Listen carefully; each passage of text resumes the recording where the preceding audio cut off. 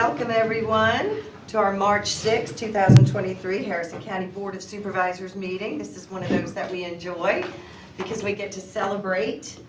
First, we're going to start this morning with a prayer for the Most Reverend Bo Roberts, Lecturer Emeritus of St. Mark's Episcopal Church in Gulfport.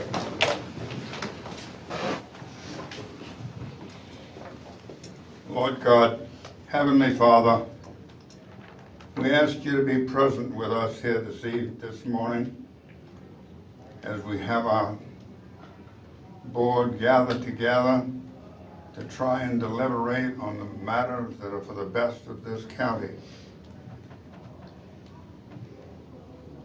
God, by whom the Maker guided in judgment and light, rise up in darkness for the godly.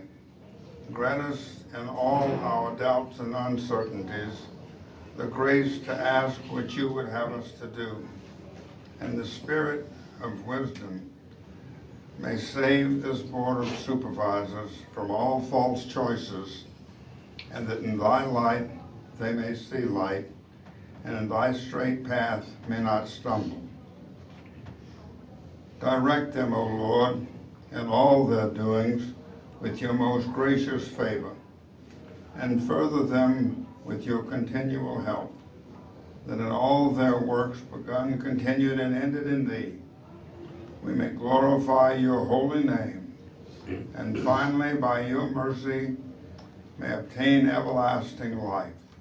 Through Jesus Christ our Lord. Amen. Amen. Chairman Peterson, would you do the pledge for us today?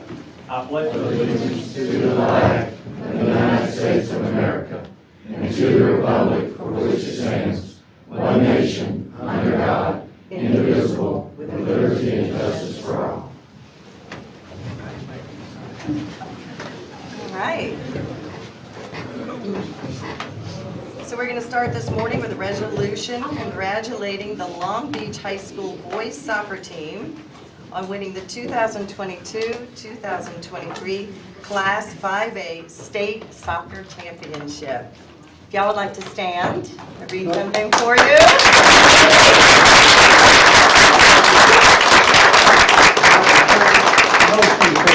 Motion to recognize the resolution. Do we have a second? All those in favor say aye. Aye. Motion carries.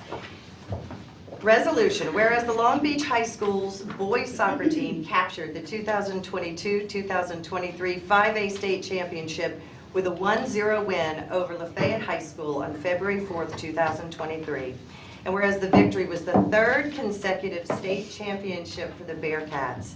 Whereas this outstanding team consists of players Joaquim Aguiar, Blake Anderson, Luke Blackhurst, Addison Carroll, Joseph Chappelle, Drew Dixon, Cole Edwards, Alexander Aluteris, Victor Helinsky, Vincenzo Jeanfro, Dylan Kipps, Ethan Laborde, Alan Long, Jason Marshall, Connor McNabb, Alexander Mink, Liam Sarton, Jerem Shockley, Clayton Smith, Easton Van Norton, and Landon Van Court. And whereas the Bearcats were led by head coach Andy, sorry. Andy with two E's, Wilburn, and assistant coach Eric Johnson. And whereas this team completed its outstanding season with an overall record of 16-2-3, including an impressive run of 6-0 in district play and 4-0 in state playoffs. On behalf of Harrison County, we are very proud of your commitment, not only your talent, but your dedication and your teamwork. And a big kudos to your coach for their leadership. Congratulations.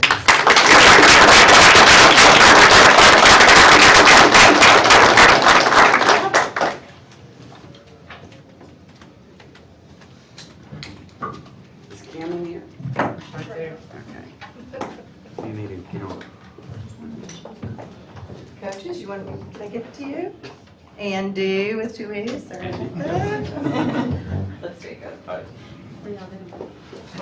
Come over here. We'll scooch over by the boys.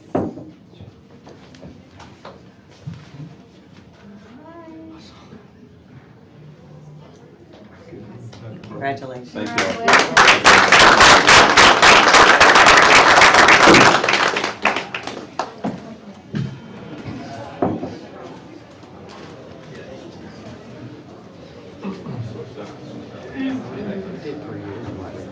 Yep.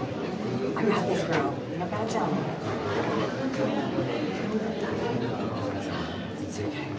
Mac,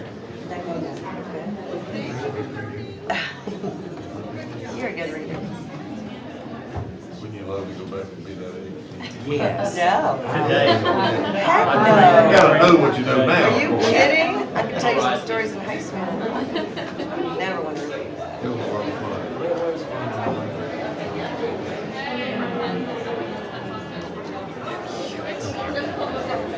Half of these are my daughter's friends. Two of them, the Adams twins. Mary's cousin. She's a freshman girl. She's still a baby.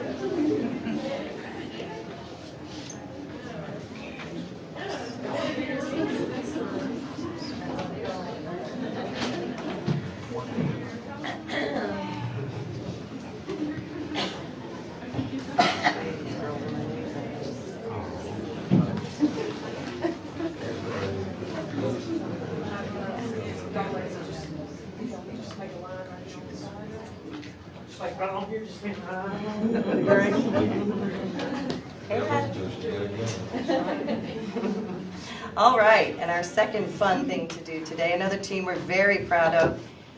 Do we have a motion for a resolution congratulating the St. Patrick Catholic High School girls soccer team on winning the 2022-23 Class 1A State Soccer Championship? We have a motion. Do we have a second? second. All in favor say aye. Aye. Motion carries. And we're going to have Supervisor Martin read this because St. Patrick's, my daughter's school, many of my little friends' school, it is in her district. So Supervisor Martin's going If to I read may, this. Madam President, Yes. personal privilege. One of those members of is my great niece. That's right, Linda. I'm with Grandpa and Mom. Yeah. So whereas the St. Patrick High School girls soccer team captured the 2022-23 1A state championship with a 6-0 win over Tupelo on February 5th, 2023. And whereas this outstanding team consists of players Maddie Kosmeyer, A.K. Thrifley, Jaden Ware, Carson Mallett, Linda Mustard, Haley Alvarez, Bella Jordan, Catherine Adams, Molly Abear, Madeline Vance, Ava Stoddard, Lauren Crow, Emma Holton, Nora Mestair, Erin Crabtree, Ella Adams, Samantha Johnson, Kate Thrifley, Cadence Shepard, Olivia Jones, Hope McLeod, Lily Ann Bentz, a lot of Bentz in there, man. Sammy Robertson, Abby Warburton, and Lily Viglianco. Whereas the Lady Fighting Irish were led by the head coach, Miss Sandra Terry, and assistant coach Angela McClure. And whereas the team completed its outstanding season with an overall record of 19-2. Whereas the success on the field is a direct result of the immeasurable time and energy and dedication exhibited by the players and their coaches. Whereas this team has represented St. Patrick High School well and Harrison County with distinction and are deserving of congratulations for winning the Mississippi Girls Class 1A Soccer Championship. Now therefore be it resolved by the Board of Supervisors of Harrison County that the board, on behalf of the citizens of Harris County, does hereby express its sincere congratulations to the St. Patrick Catholic High School girls soccer team for winning the state soccer championship. This all ordered and done this 6th day of March 2020.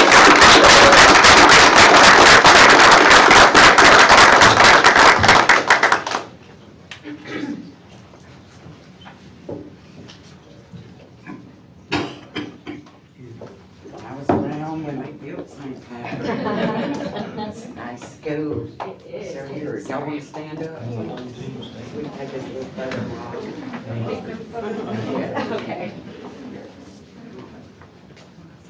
Event girls. All right. Now wait.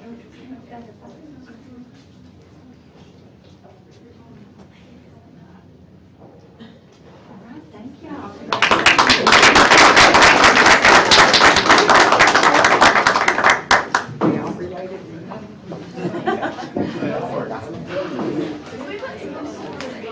What, sweetie? Yeah, you have a question? Yeah, I was asking if you were a lawyer. Me? No, but I have a political science undergrad. He's a lawyer. That's cute. Anyone can be an elected official. You just have to have a little intelligence and a whole lot of integrity to do it right.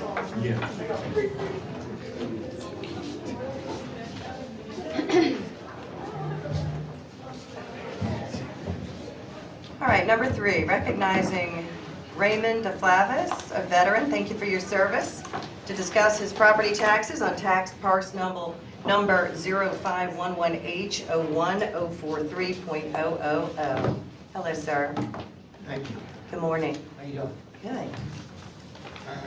Should I start? Yes, sir. All right.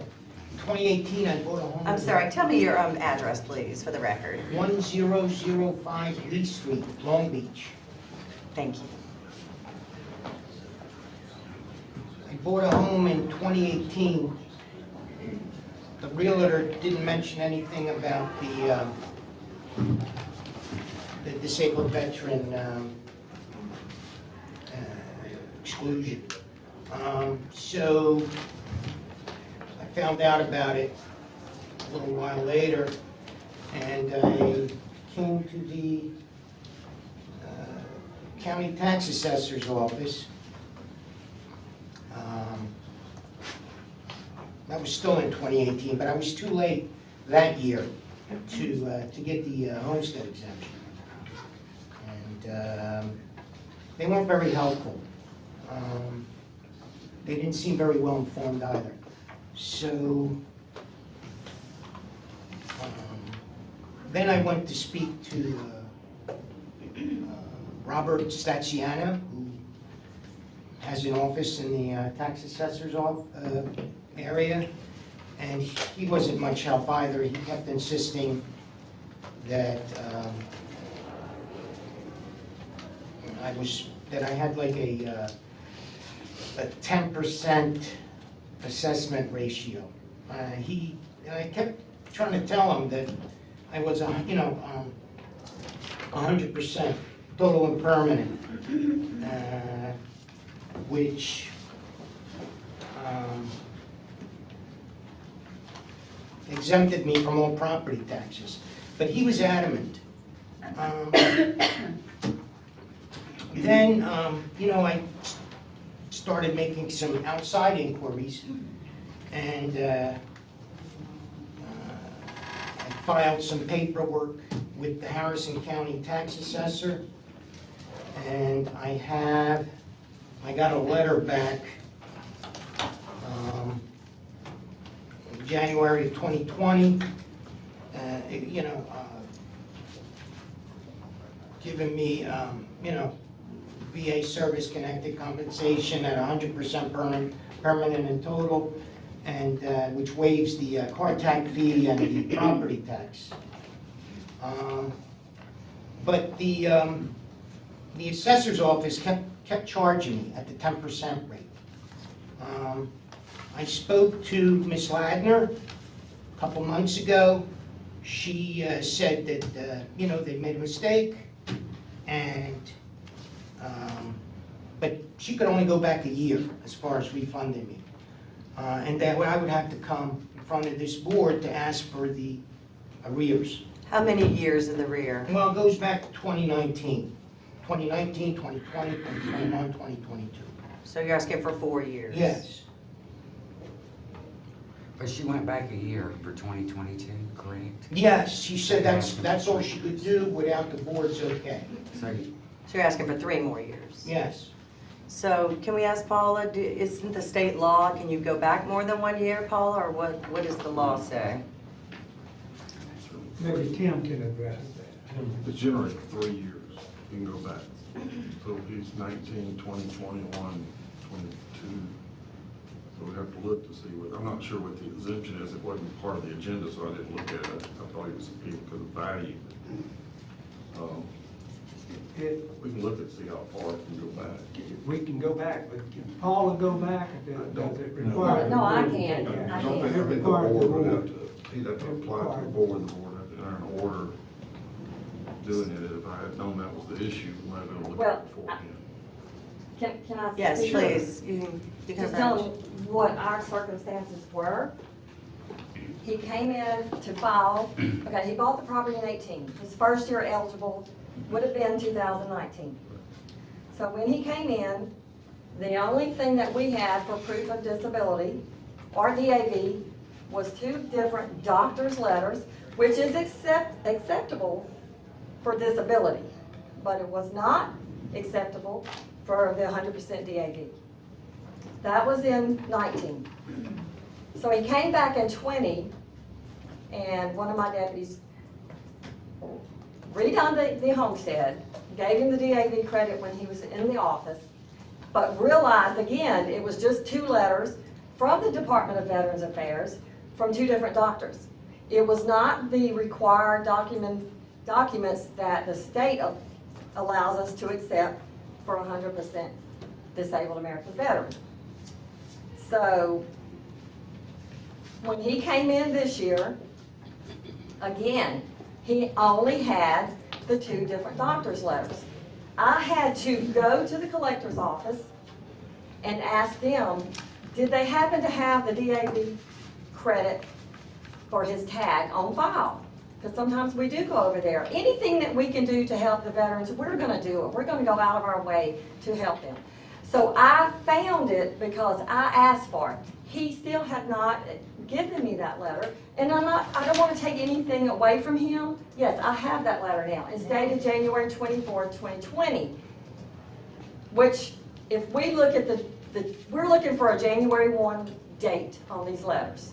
If he had had that letter when he came in 21, if he had come in 21, and it was dated prior to January 1 of 21, that's what we're looking for, is that date. Okay, so I told him we would be happy to go back and amend the 22, because per his letter, he was eligible for it.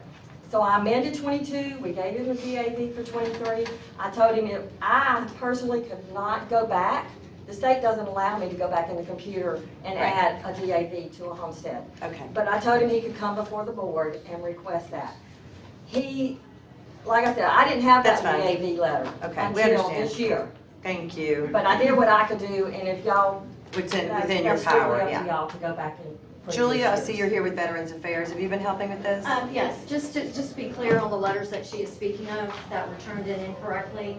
Those 2 letters from the doctors that she's speaking from is from the Gulf Coast VA Medical Center, and that has nothing to do with your state benefit. That's 2 separate entities. So those letters that were being turned in, unfortunately, were the wrong letters to even allow the veteran to obtain the 100% property exemption.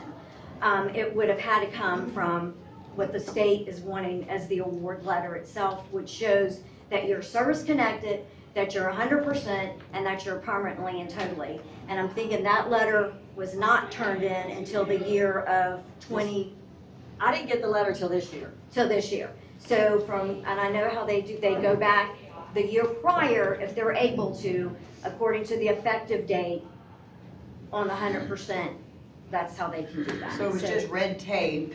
It was not done timely, but he is eligible for what we're talking about today. Unfortunately, well, yeah, for the property exempt, but you need to know the 2 letters that were turned in to the county was the wrong letters. Per the car tag letter, he Yes. was eligible in 2021.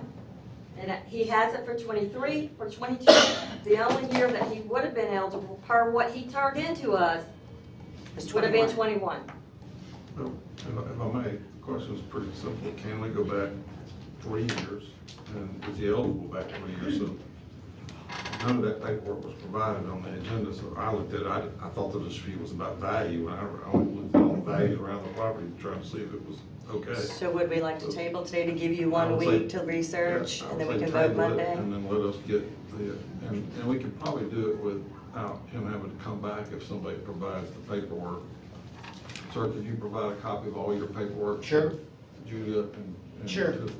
But And may I ask a question? Yes, Paul and Yes, sir. Julia, are y'all satisfied that he qualifies for the 3 years that the years he is requesting, that the documents are legitimate documents that would qualify him for the 100% tax exemption?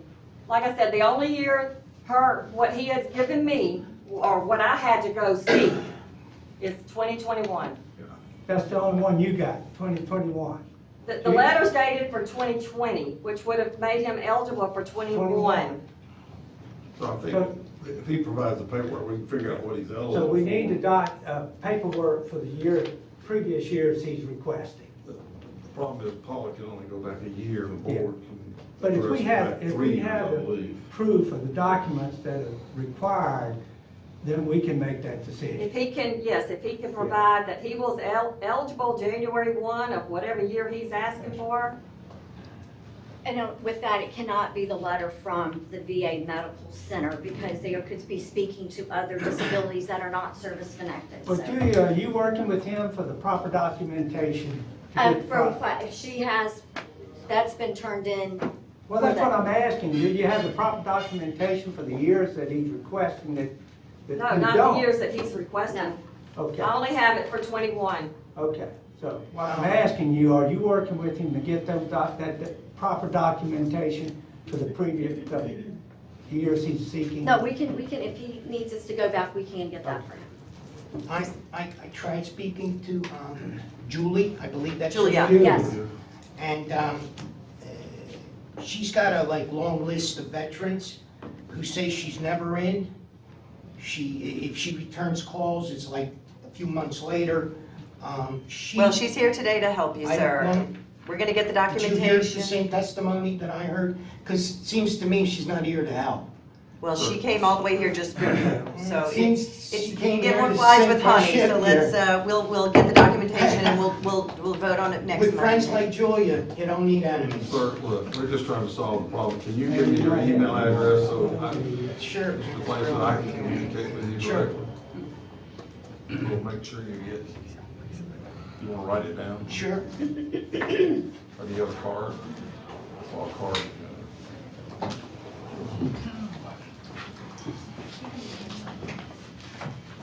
And I just want to say one other thing. I think that this document from the state came 3 days after the 21st?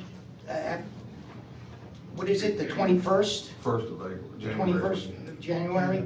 I don't know, I think that's a little fishy, just a little bit. No, every year it's between January 1 and April 1. Right, but in other words, this is dated January 24th. I filed for this way before that. That's And okay, it so we'll took them a figure it long out. Yeah, well, thank you, Whatever- sir. Whatever the paperwork is, you can provide it to me and I'll listen and we'll figure it out for you and see, as long as we can legally do it, I think the board's fine with doing it. Is there anything, Rick? Well, we'll look If he into it, we'll vote qualifies, next Monday if he qualifies, I'll yeah. make a motion to table. So do we have a motion to table till next So week? moved. Second. All in favor, say aye. Motion carries to table.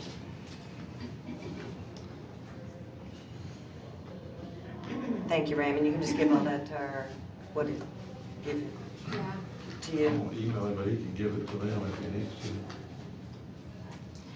All right, number 4, moving on. Consider request of FL Crane and Sons, Inc. for a tax exemption and provided by Mississippi Code annotated 2731-101 for certain capital investments made in Harrison County as recommended by the Board of Commissioners of the Harrison County Development Commission. I'll make a motion, Motion. with somebody second for discussion. All right, all those in favor say aye. Motion carries to discuss. Go ahead. Good morning. Board, my name's Adam Harris. I represent FL Crane and Sons. We're here today for the application of FL Crane and Sons for an ad valorem tax exemption. This is for a capital investment for a new manufacturing facility in Socher out on Nobles Road. This is FL Crane and Sons' largest capital investment in the state of Mississippi. They moved over from Jackson County to Harrison County to create this manufacturing plant.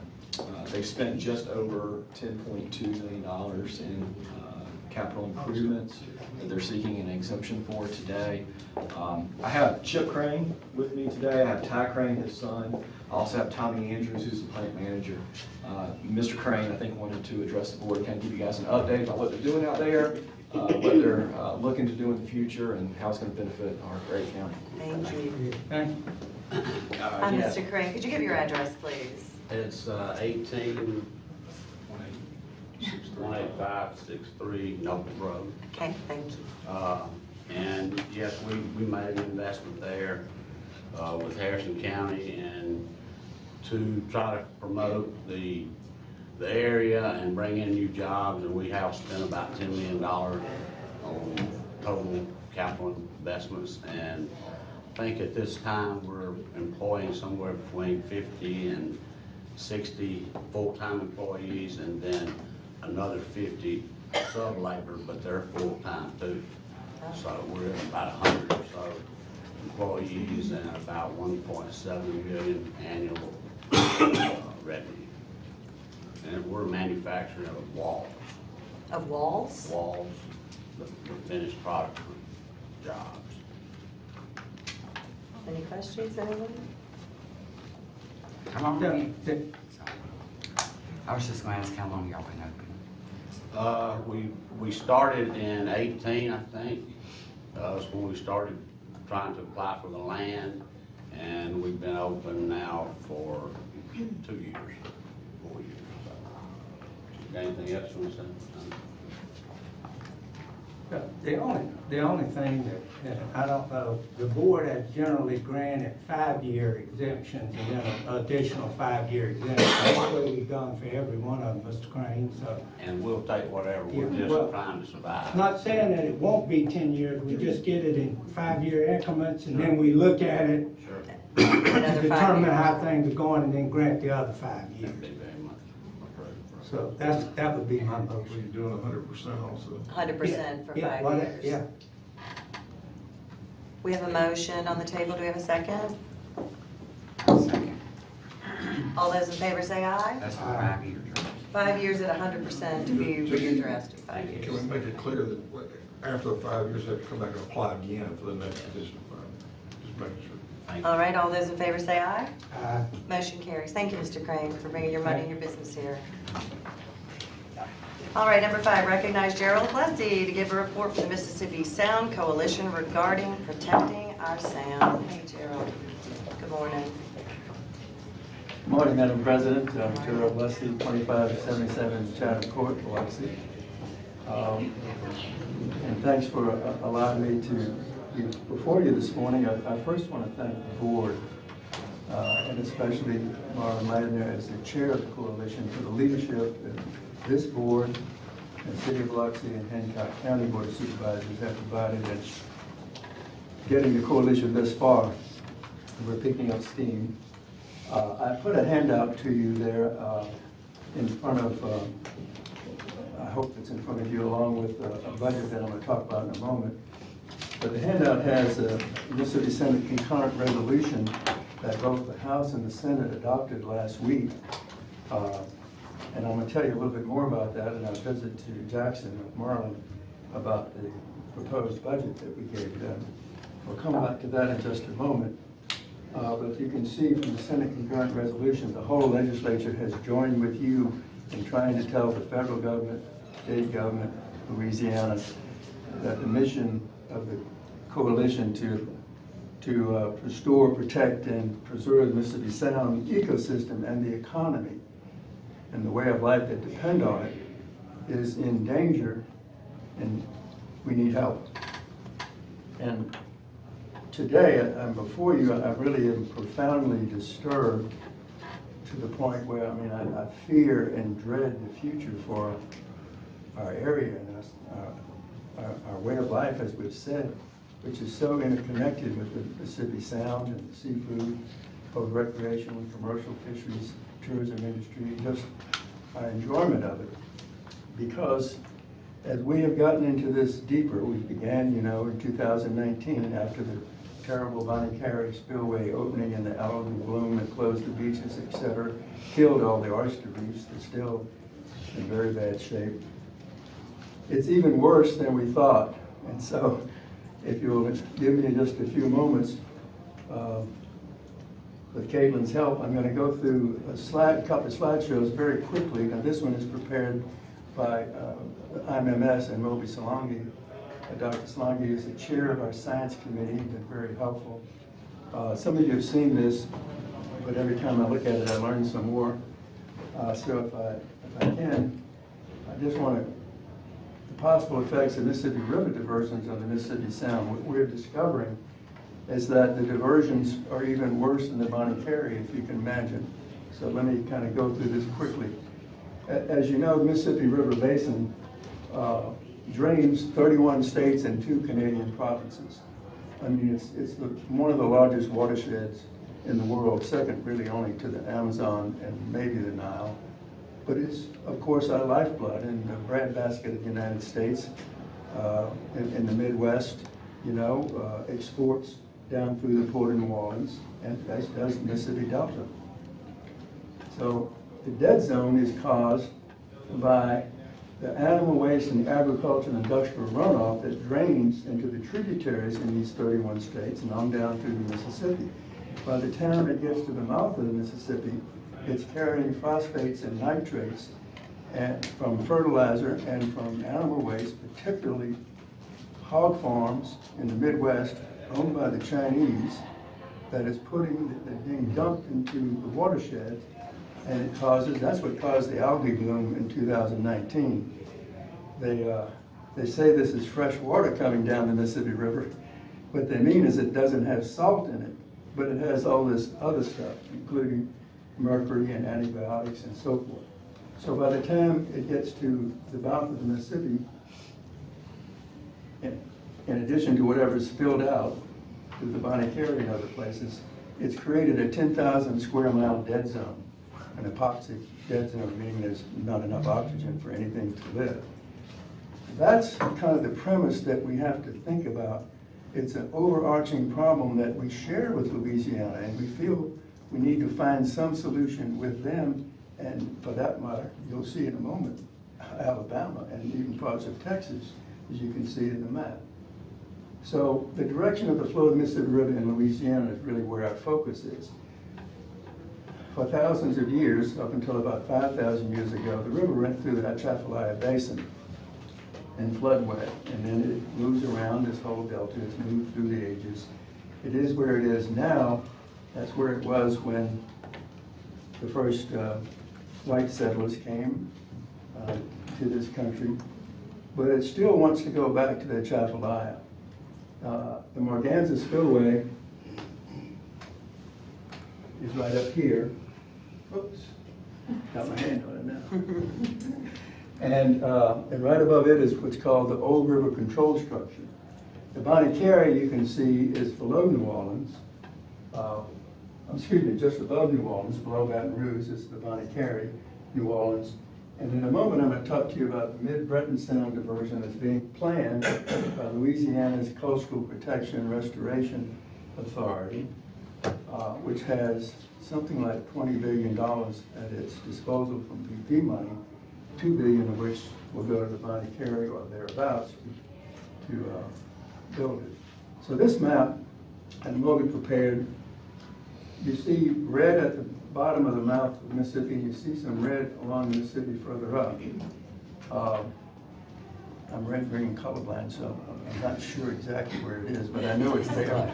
So that's where the river sediment has made the river shallower. So it needs to be dredged constantly. So if you think of it like a garden hose, if you have the end of the garden hose, just the part where the water is coming out, that's the mouth.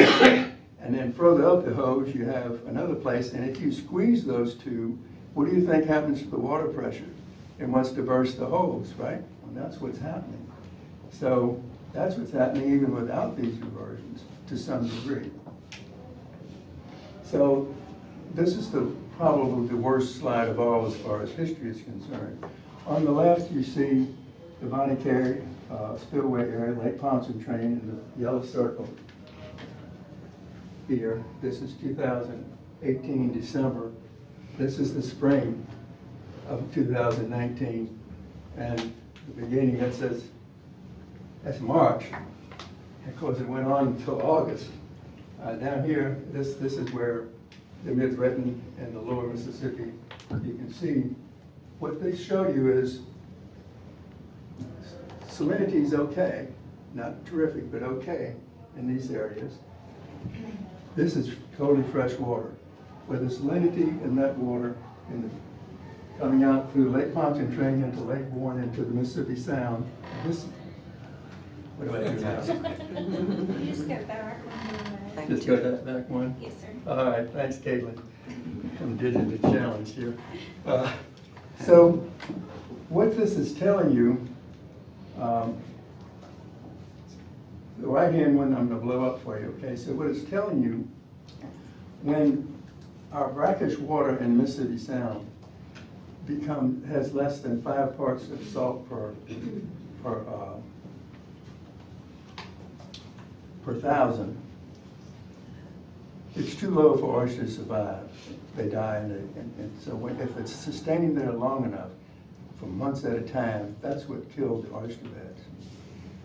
Coming along behind that, of course, it killed not just oysters, but almost all of our species were affected. For instance, you'll see in 2011, it's right after the BP oil spill, dolphin mortalities 147, turtles 266. Here in 2019, dolphin mortalities 153 and 201. The dolphins in the Mississippi Sound, which has one of the largest, or had one of the largest populations in the world, are the canaries in the coal mine forest. When they start having these kinds of problems, you know, they're at the top of the food chain. Human beings are at the top of the food chain too. This is what happens from too much fresh water and also the toxic water that's coming with it. Dolphins, as Moby tells me, have a fingerprint similar to a fingerprint, that every fin is unique. So they can take a picture and they can travel and see how each fin has slightly different markings. And this shows, the reason this slide is important is because the dolphins and the turtles he measures, he puts little radio signals on them, he can measure where they go. We can see they go, the Sound, this is 2010 to 2022, and they go all the way over to Texas and over to Mobile and all around the edge. So that's their natural habitat, and when it becomes too fresh and filled with the kind of water that's coming down the Mississippi in large quantities, then they get sick and we have problems because we're a turtle nation. Now here's Mid-Barataria and Mid-Breton diversions are two big projects, billions of dollars of projects, designed with good intentions by the CPRA, the Louisiana Coastal Protection Restoration Authority, to try to rebuild the Louisiana marsh. Louisiana marsh has been rapidly declining for many years, and of course everyone would like to see it restored if possible. So the concept is, if you just allow more Mississippi River water with sediment, it does bring a lot of runoff, a lot of clay and sand and other stuff, dirt, you know. That if you let it go before it gets to the mouth, then it would be like the river was before we tampered with it hundreds of years ago, building the delta, in theory. That's the theory. And so Mid-Barataria, which has already had its EIS, its environmental impact statement approved and has the money, would go to the west side of the river. And what you're seeing is that it would build, according to their study, that land gain in 50 years, that's how much they would gain by, in theory. We think that science is flawed, but it is a very complicated issue. So this last bullet point, there are other options available that need to be considered. For instance, dredging. Mississippi has to be dredged anyway, quite a bit. And it costs money, the federal government does that. And so dredging, if you take dredging spoils without all that water and dump it, it would build land as well. We believe that's one alternative that should at least be looked at from an engineering and scientific standpoint as a better alternative that would be less likely to injure us because you wouldn't be having the water flowing to do it. You'd be simply having that land and hopefully becoming dry land. Now, Caitlin, you're going to help me with my next one. Got one more slide to show fairly quickly here. This is what you're getting ready to see was a recent study put out only about 2 weeks ago by the University of Southern Mississippi's Ocean Engineering Group. A brilliant piece of work DMR, General Spraggins, has commissioned it with some Tidelands money. So they were asked to look at, well, what would the Mid-Breton Sound sediment diversion? I showed you Barataria is on the west, Mid-Breton's on the east, almost in this, very close to the same area, well below New Orleans.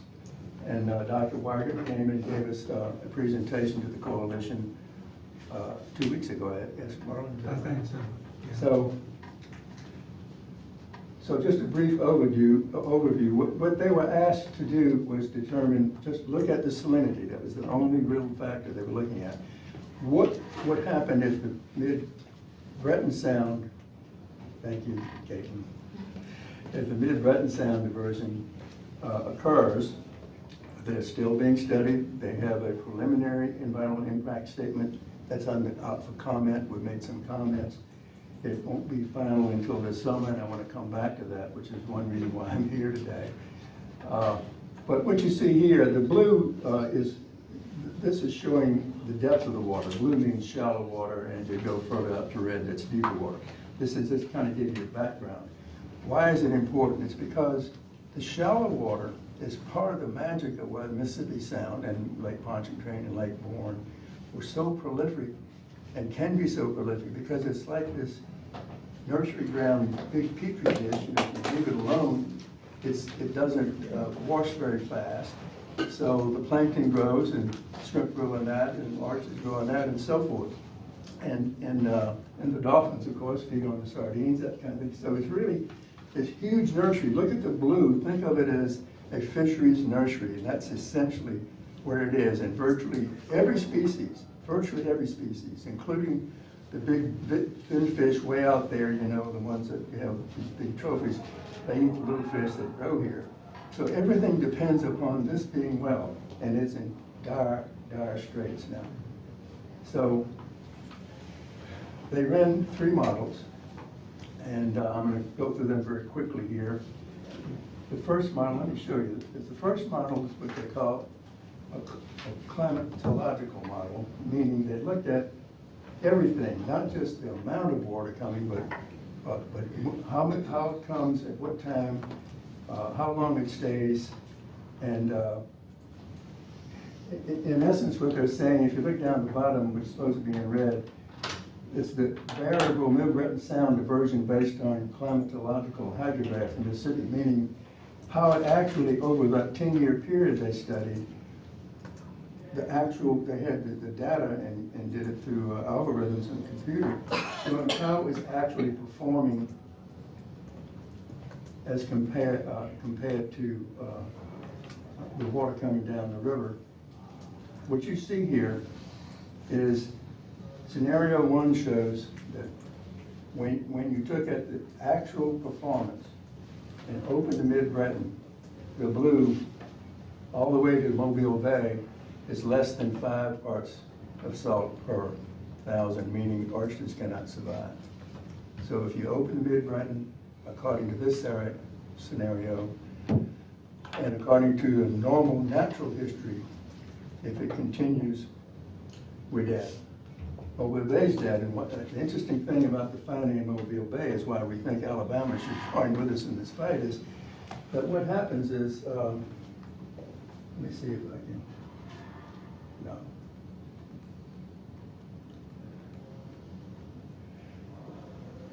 See, the Mid-Breton is down here, and this point right here, and you have some other openings I'm going to tell you about in just a moment further down. If you have a lot of fresh water coming here, Southern determined that between the wind, the typical winds and the typical flow, it flows back up to Mobile Bay, and it's pushing the water back up the bay. It doesn't come back out. So the longer the fresh water stays there, the less salt there is, right? It's putting fresh water. Normally it's pushing salt water up there, or brackish water. So the conclusion of the report, they went through 2 other scenarios. It's not quite so bad if you're only looking at what Seabrook, Louisiana is looking at is at just the literal amount of water, not the actual seasonal changes, you know? It's okay, it's right at zero, that's not wonderful, but it's okay. And same with the scenario 3. It's scenario 1, though, that is the real scenario in our opinion. The point is that Mid-Breton Sound diversion, it appears, at least from the science that we have thus far, is a threat that is worse than Bonnie Carey because it's 75,000 gallons per second every day, not just when Bonnie Carey's open, if it's every day. Then the accumulation over the time period. If you close it, if you never open the Bonnie Carey again, we're still dead. That's the problem, you see. And if you do open it, it's even worse. So, Aiden, is it off? Are you on? Is it good enough? Do I need to go back to the slide for you? I'm sorry. Do I need to go back to the slide for you? No, I'm fine. Thank you. Gerald, quick question. Did you ask Alabama, and why are they not joining in? Are they Well, considering it? No, we haven't asked them yet. We'll be planning to, so but I'm here today really to explain to you the threat is so much worse than we thought. There's so much more to do. So I was going to mention one other thing, Rebecca, Madam President. Of course. Fort St. Philip and Fort Jackson are two old forts on the Mississippi that are below New Orleans. They're closer down at the mouth. They're below by the Mid-Breton. We have learned only recently that the east bank of the Mississippi at that location is collapsing. And it's already flowing out into the Mid-Breton, below the Mid-Breton Sound, but it's flowing up to Chandelier. And so the levees have broken and are collapsing. So this problem, which is complex, huge, but calls for a national solution to a national problem. Only the federal government has enough money and authority really to solve this. So among other things, I'm going to come back to it in just a moment, and I appreciate y'all indulging me, but this is such a complicated project. We've been going on a shoestring, as you know. Only this board and Hancock County and Biloxi have been paying Robert Weigel, who brilliantly got this Judge Arola's decision. You're familiar with that now. At least the Corps must talk to National Marine Fisheries by September 30th to look for alternate ways and avoid, if they can, before the next Bonnie Carey opening, which is inevitable because of flooding, and with all the snow up in the Midwest, I fear for this year when it starts melting.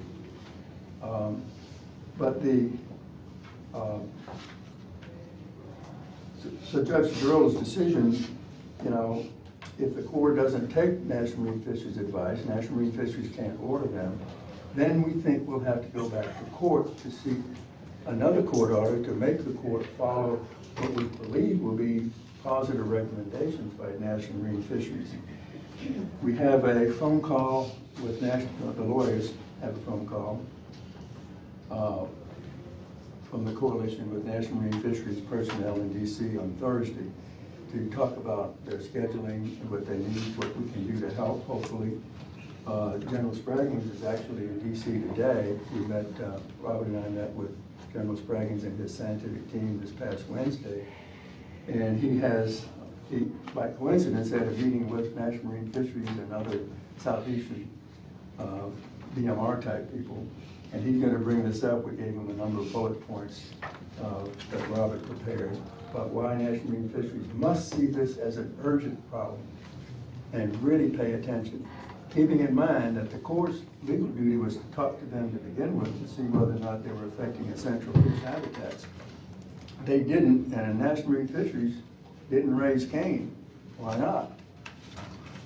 This is our government that's supposed to be protecting us, so that's why we're a bit concerned. And so, one other thing, Coastal Zone Management Act, which was adopted in the 70s, and the Coastal Wetlands Protection Act was adopted That's a federal act, CCM. The Coastal Wetlands Protection Act was adopted in '73, which I happened to author as a young legislator 50 years ago. It provides for a provision that our coastal plan, which we have, has a provision that we could add to it. Why they haven't added it, I don't know, but that's water on the bridge. The plan, under federal law, our plan could be amended to require interstate consultation, Louisiana, Alabama, probably on our side, interstate consultation on any impacts on our fisheries. So that would be an essential additional layer where Louisiana Super and possibly the Corps would have to consult before they open. That's one of the remedies we're seeking in the lawsuit. So we're working on trying to get the DMR to consider adding that amendment. So that's part of our quiver of arrows in our weapons. This is a David versus Goliath fight. So Marlon and I went up last week and met with the governor, lieutenant governor, the speaker, and our legislators, and they graciously have all said they will seriously consider funding this Mississippi Sound Coalition proposed budget, which is in front of you, about $1.9 million for the next 18 months. So very quickly, what is that for? And I'll come back in a moment about maybe some matching funds, but if the legislature will adopt that, they're looking at whether they can use Go Mesa funds or some other funds. We need some scientific and engineering work. There's been a lot of science and studies done that are very good from our end and really from upstate. What's not happened, though, is to prepare the kind of engineering proposal that would show that the Morganza spillway can be opened without threatening atchafalaya, open some carefully at the right times, so it relieves the pressure on Bonnie Carey. And Bonnie Carey, if it's open slightly, it's not as bad as 5 months wide open. They didn't open Morganza in 2019. I won't go into all the legal issues. They claim they didn't have the discretion. We proved in our lawsuit they do. They have the discretion. In fact, they've done it before. Historically, we showed that. So when would be the right time and how would you do it? We need the engineering. Should have been done. No one else does it. Let's do it. And that's part of the money we're asking for. So we can provide that as an alternative if the engineering shows it can be done. Part of the fear, apparently, it's a legitimate fear, is Morganza is so old, as they all are. By the way, the Bonnie Carey is leaking right now, so it's not full bore, but it's bad enough. But the Morganza, there's a fear that if they open it, they won't be able to close it. This is neglect, in our judgment, on the part of the management of the river. It costs money. The federal government should hurry up and make sure the Morganza can be opened safely, and that's what the engineering study would show. Now, we're also asking for a water gauge at the Wrigley's Pass. The Wrigley's Pass is just on the west edge, just inside of Louisiana. That's where the water from Lake Pontchartrain goes into Lake Bourne and then into the Mississippi Sound. What happens, they have no gauge there. They've measured the water all along the river, but they don't, because they say the law didn't require them, they gauge how much water is flowing into Mississippi state waters. So we want to go ahead and buy our own gauge and put it there and show what's coming through, prove that the toxic stuff, of course, we know, we saw the algae, right, with our own eyes. And we know the oysters died. Litigation expenses. So if we need to go back after September 30th, which might well be likely, they may still appeal. They had 60 days. We don't know whether the Corps will appeal. We would take action to do that. We may have to almost, unless a miracle happens and Louisiana reverses itself about mid-Renton, we're going to have to take action if their EIS says it's okay to do. Under the NEPA laws, the National Environmental Policy Act, you know, you can appeal those EISs if they're flawed. That's a pretty expensive case. there's other litigation that we may need to do. We are already in the Fifth Circuit on a NEPA question that we were not able to succeed with Judge Durrell's order. And we think we're right about it. If it fails at Fifth Circuit, y'all hearing the sound? That might be your phone. I apologize. I have hearing aids too, so. No problem. So I'm almost finished, but. Okay. But so public education, outreach, and advocacy. Litigation is not really gonna solve this problem in the end. It's getting us foot in the door. We've got a big foot in the door now. We'd like to have both feet in the door and the whole body politic in the door. But it's just getting people to talk and look for solutions. How do you have a permanent, long-term solution? That really requires national legislation. We, Coalition, have proposed for 3 years now the Mississippi Sound Lake Pontchartrain Protection Act, which would compel the kind of remedies to be studied that we're talking about, and give Mississippi a seat on the Mississippi River Commission, which we don't have. Louisiana has them, we don't have any. So that we would have national direction compelling, looking for answers. Even that act, if it's passed, is only a beginning. What we ultimately need, in truth, is for the nation, our delegation in DC has been very warm and responsive to us.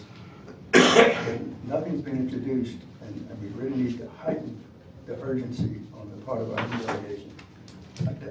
Legislators in Jackson clearly now see the urgency, and I think our senators and new Congressman Ezell definitely appreciate the problem, but it's more than one state. We think it really requires something like a Marshall Plan for the central part of the United States, 31 states. It cannot just be studied and studied to death. We have to have physical changes, and we have to clean up the Chinese pig waste, Chinese farm pig waste, and agriculture. Now, we're not trying to hurt any farmers or even the pig farmers. What we're trying to say is clean up your wastewater like Before it gets to us, that's right. Made counties and cities do for Right. decades. So to that end, we are hoping, and I think Marlon has given you a proposal from Keith Hurd, who I heartily recommend that you consider hiring Keith Hurd on behalf of the coalition. Can't wait for appropriations to come for the next fiscal year. We really need to be in front of Congress now, making our pitch, and going to Louisiana and going to Alabama, which we can do, of course, but it helps if we have connections with their senators. One final thing, the activity we're on. This morning at 11, Robert Weigel and I, and Tim, if he's available, he may not be now, had a call with Louisiana Attorney General's office. They invited us to call to say, is there a way we can look for some win-win here? Good. Our answer, of course, is yes, they're win-win place. We need to be together on this. So that's an opening. That's not the secret, you understand. That's a different organization. So I leave you with this appeal.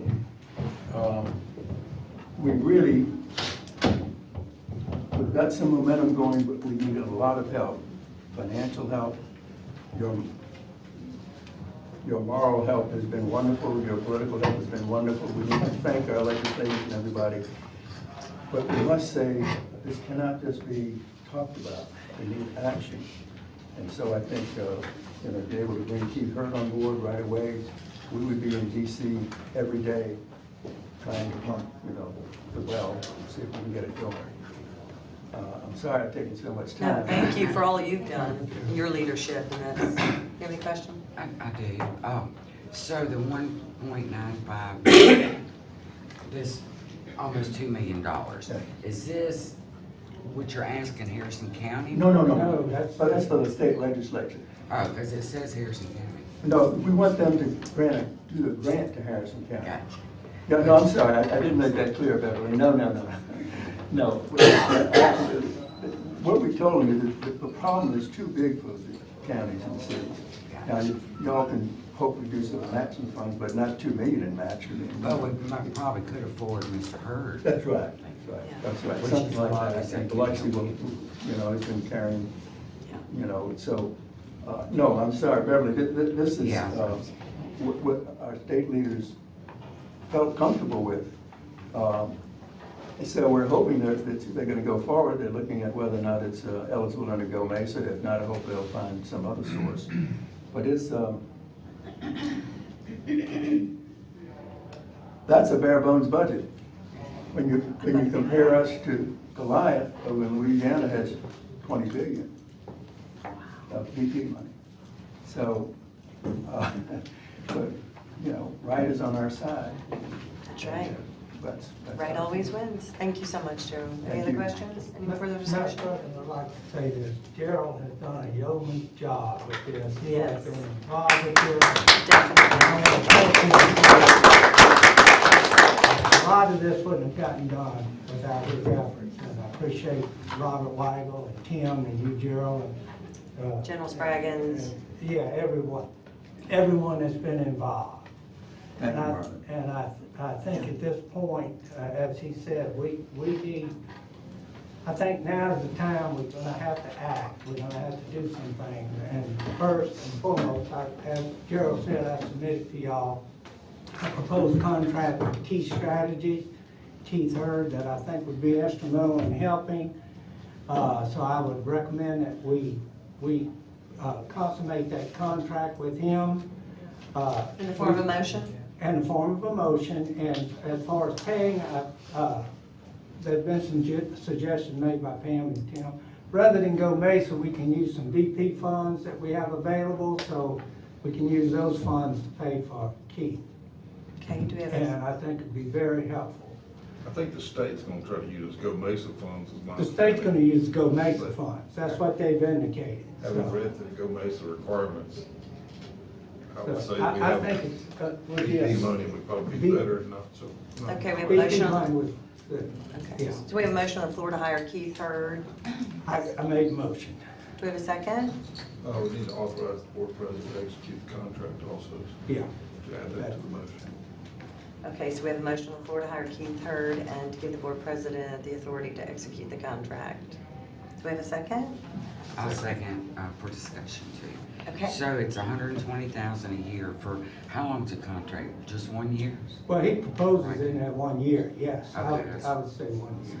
Up to 1 year, I don't know if you can I do mean, it. I was just curious, I glanced at it. So 1 year, 120,000. Yeah. Okay. Any further discussion? All those in favor say aye. Uh, Aye, motion carries. Thank One you. other thing, Madam President, if I would, Gerald, at some point, I think we're gonna need to start making some contributions to this effort. I think there's some cost, with the attorney fees and stuff like that. So I would suggest, would like the board to request that submit something to us that would be helpful in kind of mitigating some of the cost. And possibly if we take the lead, hopefully the other entities that are involved would also contribute to this. This is our opportunity. If we miss this opportunity, I think, That's it. well, like the old boy used to tell me, as Katie barred the door. And we're gonna face some serious consequences if that sound ever goes. Yes. So this 1.95 million, that's your bare bones budget for the next year. That's the state. That's what we They're have. gonna Has the state committed to this, is my question. Well, they're working on the appropriation. The governor literally was favorable, the speaker was favorable, I the think governor was I favorable. don't know what happened. Our delegation is favorable. So of course, they've got to get their colleagues to vote on it. So I've had 3 weeks to go. We believe they will. I will tell you that I'm making the same presentation to the mayor and city council of Biloxi tomorrow. I expect the message that Marlon and I talked about this. I'm working up a budget request to all the cities and counties now. And I know Biloxi's going to pitch in, some of them already are, Hancock County, but all the others. In fact, Mayor Jimmy Rafferty, who was here from Pastor's Stand at the last meeting that we had of the coalition, said, send us something. So we'll be doing that even, we think every community should participate if possible. So Marlon will take you up on his suggestion. We'll And have something. I think we'd be willing to make our contribution. A little victory goes a long way in getting support, so I think that's helped with the board. Thank you. Thank you, Gerald. Thank you. Appreciate it. I'm serious about that. You've done a tremendous job. Well, it's a team effort. I appreciate that. But You've been the leader for You've been years. the We leader. talked about this, yeah. Thank you, Gerald. Our consent agenda, items number 6 through 10 have been placed on the consent agenda, same appearing to be routine, non-controversial matters on which all supervisors are likely to agree. Motion? Motion. Second. All those in favor, any discussion? All those in favor say aye. Motion carries.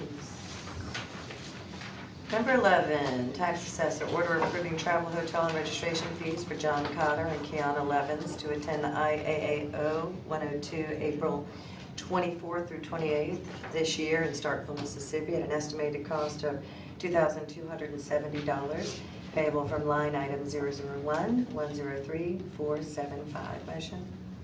Motion. Second. Discussion? All those in favor say aye. Aye. Anyone opposed? Motion carries. Number 12, order approving travel, hotel, and registration fees for Monica PK and Shannon Nikes to attend the IAAO course 601, April 17th through 21st of 2023 in Baton Rouge, Louisiana, at an estimated cost of $2,417.40, payable from line item 001-103-475. Motion? Motion. Second. Discussion? All those in favor say aye. Anyone opposed? Motion carries. 13, order approving equalizing the salary of the tax assessor from $10,000 to $30,000, equivalent to that of the tax collector for the assessment duties agreed upon in the interlocal agreement between the city's tax assessor, tax collector, and chancery clerk, and authorizing the budget amendment. Motion? Motion. Second. Discussion. This is a little misleading. So you're wanting, the salary is not going to be equivalent, correct? Between the two? Correct. Pritchell looked at it, the current salary is $100,000 and some change for the tax assessor, and it's $106,000 for the tax collector. And just by way of history, back when that Mr. LaRosa was the tax collector, he came to the board, correct me if I'm wrong, and asked for a raise to equalize it with the tax assessor, and the board granted it out of the $30,000 that comes from the cities under the interlocal agreements about tax collection and tax assessment. The board granted that. Since then, what has happened is the tax collector has gone to various classes and stuff, and her salary's gone up to what we determine as $106,000.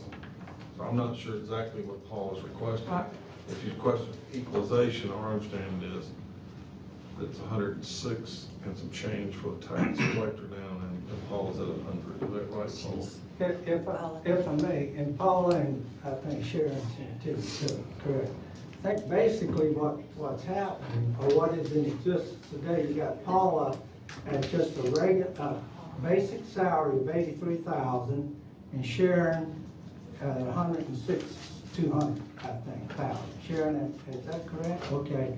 So there's a discrepancy there, roughly what, 20-some, 17, 23,000, $23,000. Numbers are correct. Madam President, Am I explain the correct? whole story. Yes, go ahead. This all happened when tax collector wasn't eligible to get extra certificate pay, Education pay. education pay. So you have the services that each office performs for the cities. That $3 is collected on every parcel in each city. So I think Sharon and I looked at it before, roughly $180,000 or something at the county, or more. Jennifer, I'm sorry. It's approximately about $400,000. How much? Approximately $400,000. So the theory behind this was to allow extra pay for this service for the office holder. And in the beginning, it brought David up to Mr. Flory.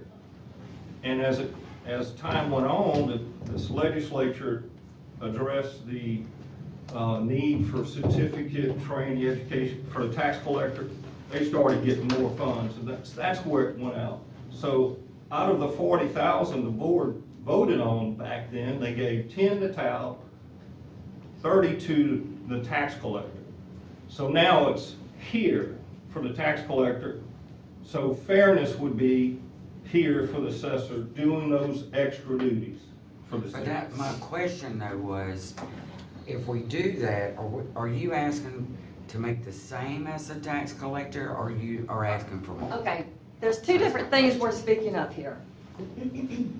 There's one, there's education, which so much is granted for the assessor and collector.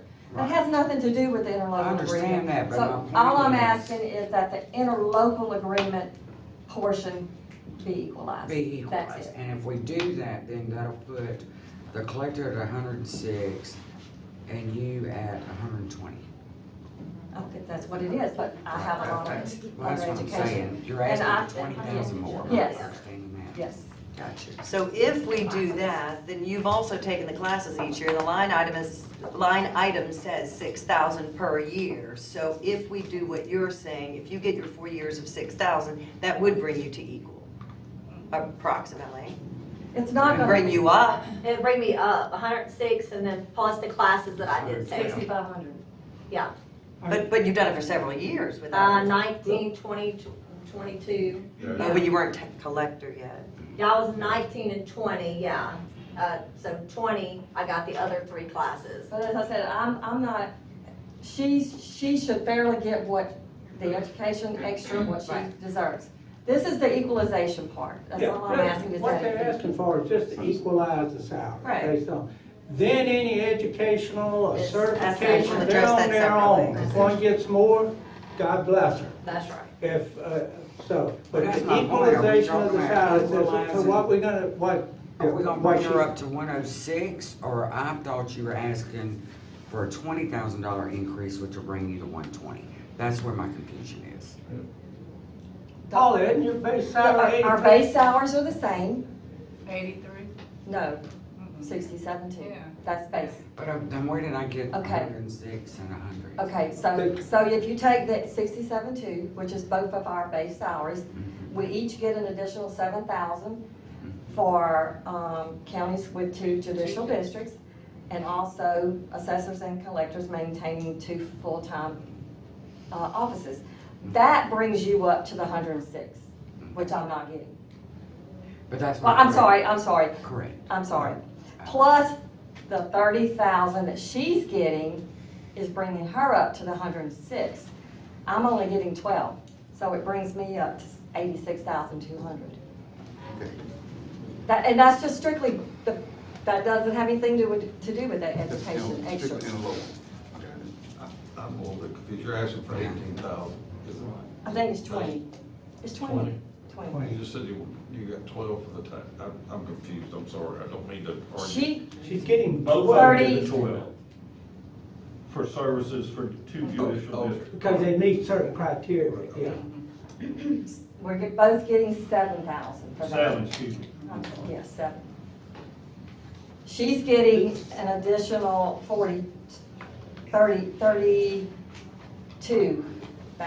32,000 is what Sharon's getting for the interlocal agreement. I'm getting 12. Oh, okay, so it's Yeah. not 10 and 30, you're getting Right. 12, 32 and 12. Right. Okay, Yes. so it's not, I was going on 20, 30, but, And if I'm wrong, please. Confused. yeah. let me know. And have the interlocal with you. Yeah, I'm getting 12, she's getting 32. So what you're asking for is to get to 30, Get up to 32 additional also. to get to She 32. wants to get to 32. Which Right. That's all you're asking, that you Correct. both offices receive The the same. same amount from the interlocal agreement. Right. So Jennifer, did you have some, is that correct?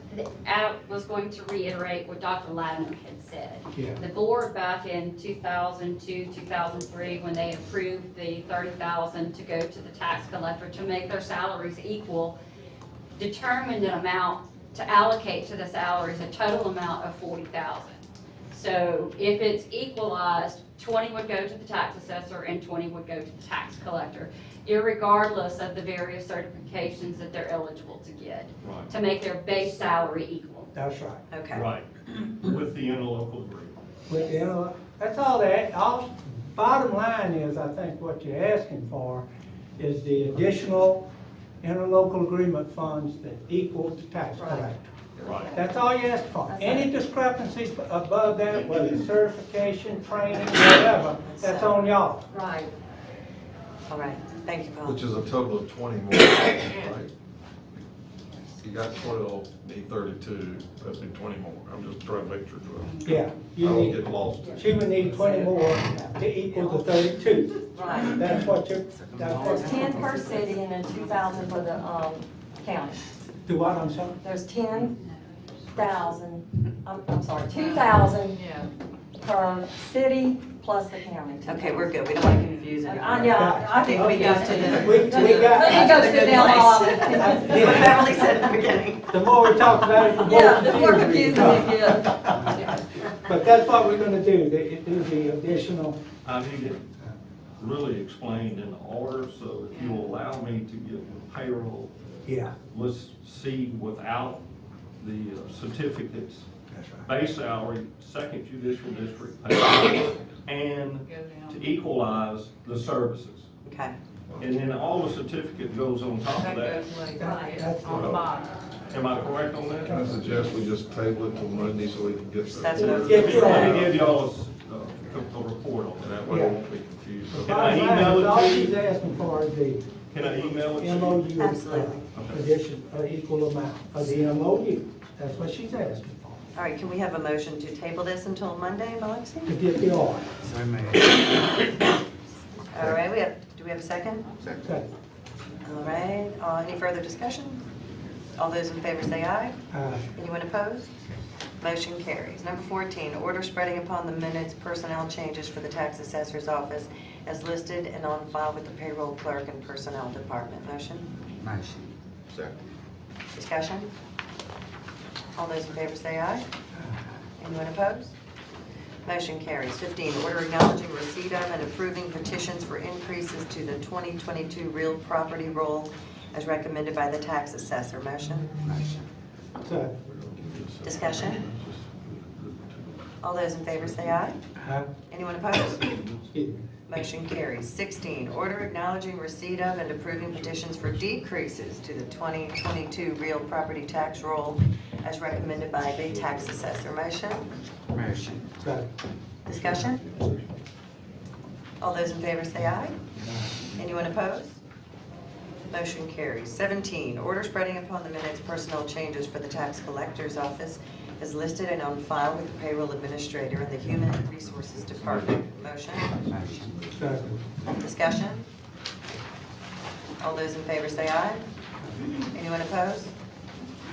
Motion carries. Circuit Clerk, 18, order acknowledging receipt of and spreading upon the minutes letter from the Secretary of State's office approving Harrison County's HAVA application for the purchase of accordion partitions Series MF 800. Motion?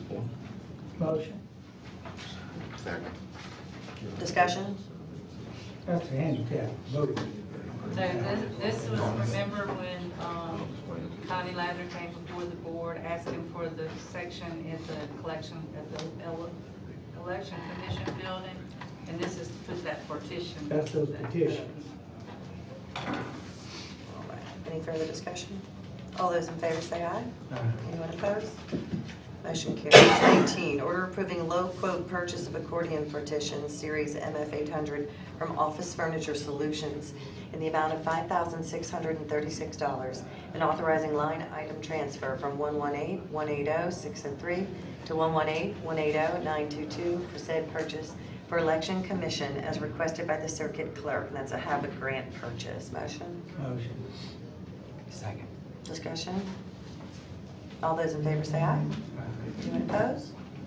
Motion carries. Number 20, order rescinding item number 26, 22-2323 from January 3rd, 2023's agenda and number 11A from January 23rd, 2023 agenda, and adjudicating approval and execution of addendum number 2 to contract by and between Harrison County and the Pickering Firm, Inc. for project STP 9138-00003 LPA /107904-701-000. That's the Landon Road widening. Document to be executed using an effective date prior to December 31st, 2022, and signed by last year's board president. Motion? Motion. Second, that's rescinding. An aye? The two items that rescinds is where it was approved on the first meeting in January, and then the item where it was spread on the minutes. So it's taking those back off with the January date and executing it with the December date. Gotcha. Any further discussion? All those in favor say aye. Anyone opposed? Motion carries. 21, order authorizing advertisement for bids on removal of underground storage tanks, UST, on Landon Road. Motion? Motion. Second. Discussion? All those in favor say aye. Anyone opposed? Motion carries. 22, order approving assumption of 7 streetlights in North Swan Subdivision Phase 2, located in 21, Township 6 South, Range 11 West, Supervisors Voting District 5, 1st Judicial District, in accordance with the Harrison County Land Development Ordinance as recommended by Jacqueline Turner, P.E., Harrison County Engineer. Motion? Motion. Second. Discussion? All those in favor say aye. Anyone opposed? Motion carries. 23, order approving the subdivision application for Magnolia Walk Subdivision Phase 2, 42 lots located in Section 35, Township 7 South, Range 13 West, Supervisors Voting District 3,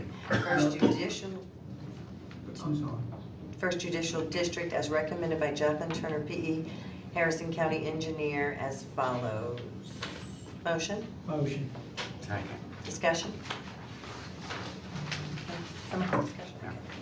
All those in favor say aye. Anyone opposed?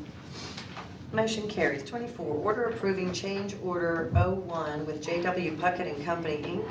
for an increase of $52,179.28, for builder's risk insurance that was required by the county, and authorizing the board president to execute the same as recommended by Jacqueline Turner, P.E., Harrison County Engineer. Motion? Motion. Second. So we're taking it, we're not paying for it now, the contractor is, Jackie? When we approved this before, the contractor was able to get it at a lower price, and so he paid for it, then this replenishes it back into that line item in the contract. So essentially, this is us paying for it through them. Reimbursing it. If the contract provided, the county would provide it, but when we started getting quotes, the quotes were a lot higher for the county to get it. The contractor offered to get it at a lower rate. So now you're changing the contract to provide, they're getting it, and we're reimbursing them the cost of it. Thank you. Any further By the time we discussion? get it, it'll probably be billed, so. I'm just kidding. I was just kidding, why would the contractor be able to get it cheaper than the county? We would think we'd be more bonded. I would think so. I Just don't know. they probably have a standing policy because they build it all the time. They get it cheaper. The county built it. It's a one-time builder's risk policy. Probably so. The insurance company has a long-time relationship. They have that's right, they have a relationship with them. Have as history, opposed so to us. they just cheaper. Right, any further discussion? Who knows with insurance? Quite frankly. And Mr. Puckett's been building for a long time. All those in favor say aye. Anyone opposed? Motion carries. EMA 25, order authorizing the board president, county administrator, and EMA director to execute the Mississippi Office of Homeland Security Grant Agreement, grant number 20HSO24R, in the amount of $7,760. Motion? Motion. Second. Discussion? All those in favor say aye. Anyone opposed? Motion carries. 26, order authorizing the low quote purchase of 3 Ram Fan 18 battery powered fans with 2 40V battery packs at $4,950 each for a total of $14,850 from NAFCO, and authorizing budget amendment to 103-250-921, payable from the state rebate funds. Motion? Motion. Second. Discussion? All those in favor say aye. Anyone opposed? Motion carries. 27, order authorizing the low quote purchase of Holmetro rescue tools for a total of $50,124.71 from EVS and authorizing budget amendment to 103-250-922, payable from state rebate funds. Motion? Motion. Second. Any discussion? All those in favor say aye. Anyone opposed? Motion carries. Youth Court, order authorizing purchase of an HP Sectra laptop from Amazon in the amount of $1,288.88 for Family Intervention Court Treatment Provider, payable from 001-181-919. Motion? Motion. Second.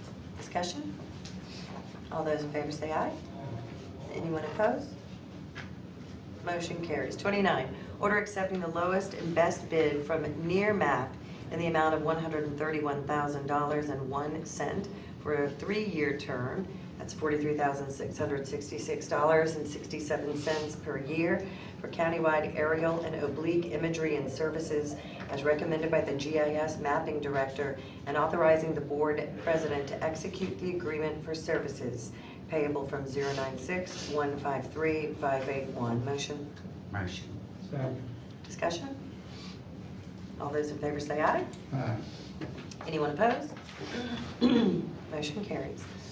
Number 30, order approving purchase of a pressure washer from Lowe's for $949, a camper top from Topper World Gulfport, $3,220, and a bionic blade from Lee Tractor Company for $1,900, as well as a surface cleaner from Lowe's for $589, and authorizing line item transfer in the amount of $6,800 from 001-520-916 to 001-520-921. Motion?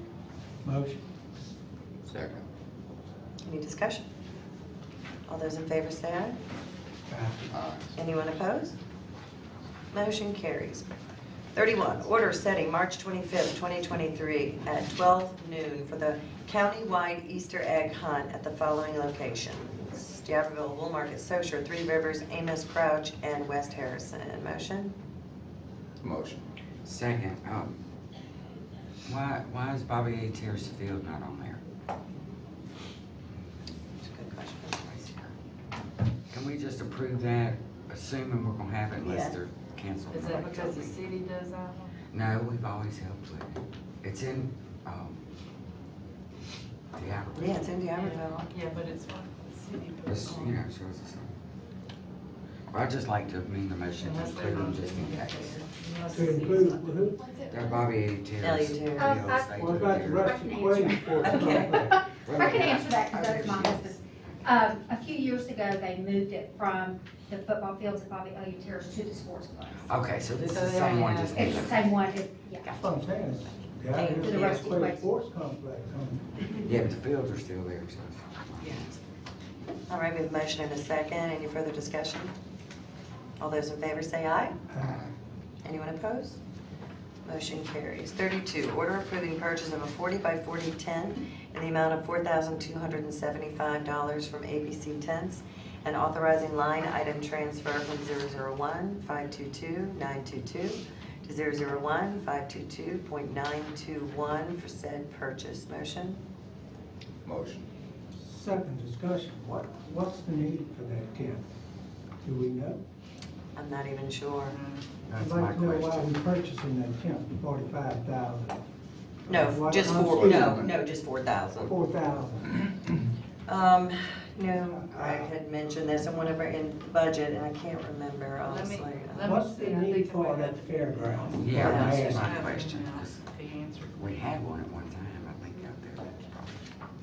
They had one, but it blew But it over. got- It blew I over. think he said it got damaged. And got Yeah. But what is it used for? I'm like Supervisor Ladner. Yeah, I'm I'd trying to like to figure know out what what it's for. the need for it is at the fairgrounds Yeah. before we buy it. Or anywhere. Yeah. Right, if it's purchased, it can be used anywhere in the Right, but I county, mean, whoever what would it be requests used it. for, I guess, is what it is. Well, that's a concern because it doesn't hold up. If the Yeah. purpose of buying that is provided for He said we only, everybody in the county or different groups in the county. he said we only use it around the fairgrounds if an event needs it. But why But they wouldn't the don't event, does he have one that wants it, or, but I mean, why wouldn't the event go and rent a tent from I don't ABC know that. Rental? They rent them all day long. I don't know that answer. I do know though the one they have is old and pretty much worn out, then the storm took it, so. But Do you want that's to make a all I motion to wanna table it, then we can talk to Greg before Motion to next table week? it. All right, motion to table, second. Any further discussion? All those in favor say aye. Anyone opposed? Motion carries. Sand Beach, order authorizing advertisement for bids on the James C. Simpson Senior Pier Replacement. Motion. Motion, and thank goodness. Thank God, y'all got a time on when this ball might get going here. Jackson. Yeah, I'd say, gosh, we're set to receive bids in April. Hopefully we'll be awarding a contract with you in May, start work in June. We've got a 7-month contract, but to be honest, I'm hearing some weird stories about some material deliveries. So, you know, we're gonna work toward having it ready for winter time, or certainly for warm weather in '24. You're gonna do the concrete piling? Concrete piling, structural steel, structural aluminum, and through flow decking. The reason why this is taking so long, and I think Dax can tell you, is that we've mitigated this project.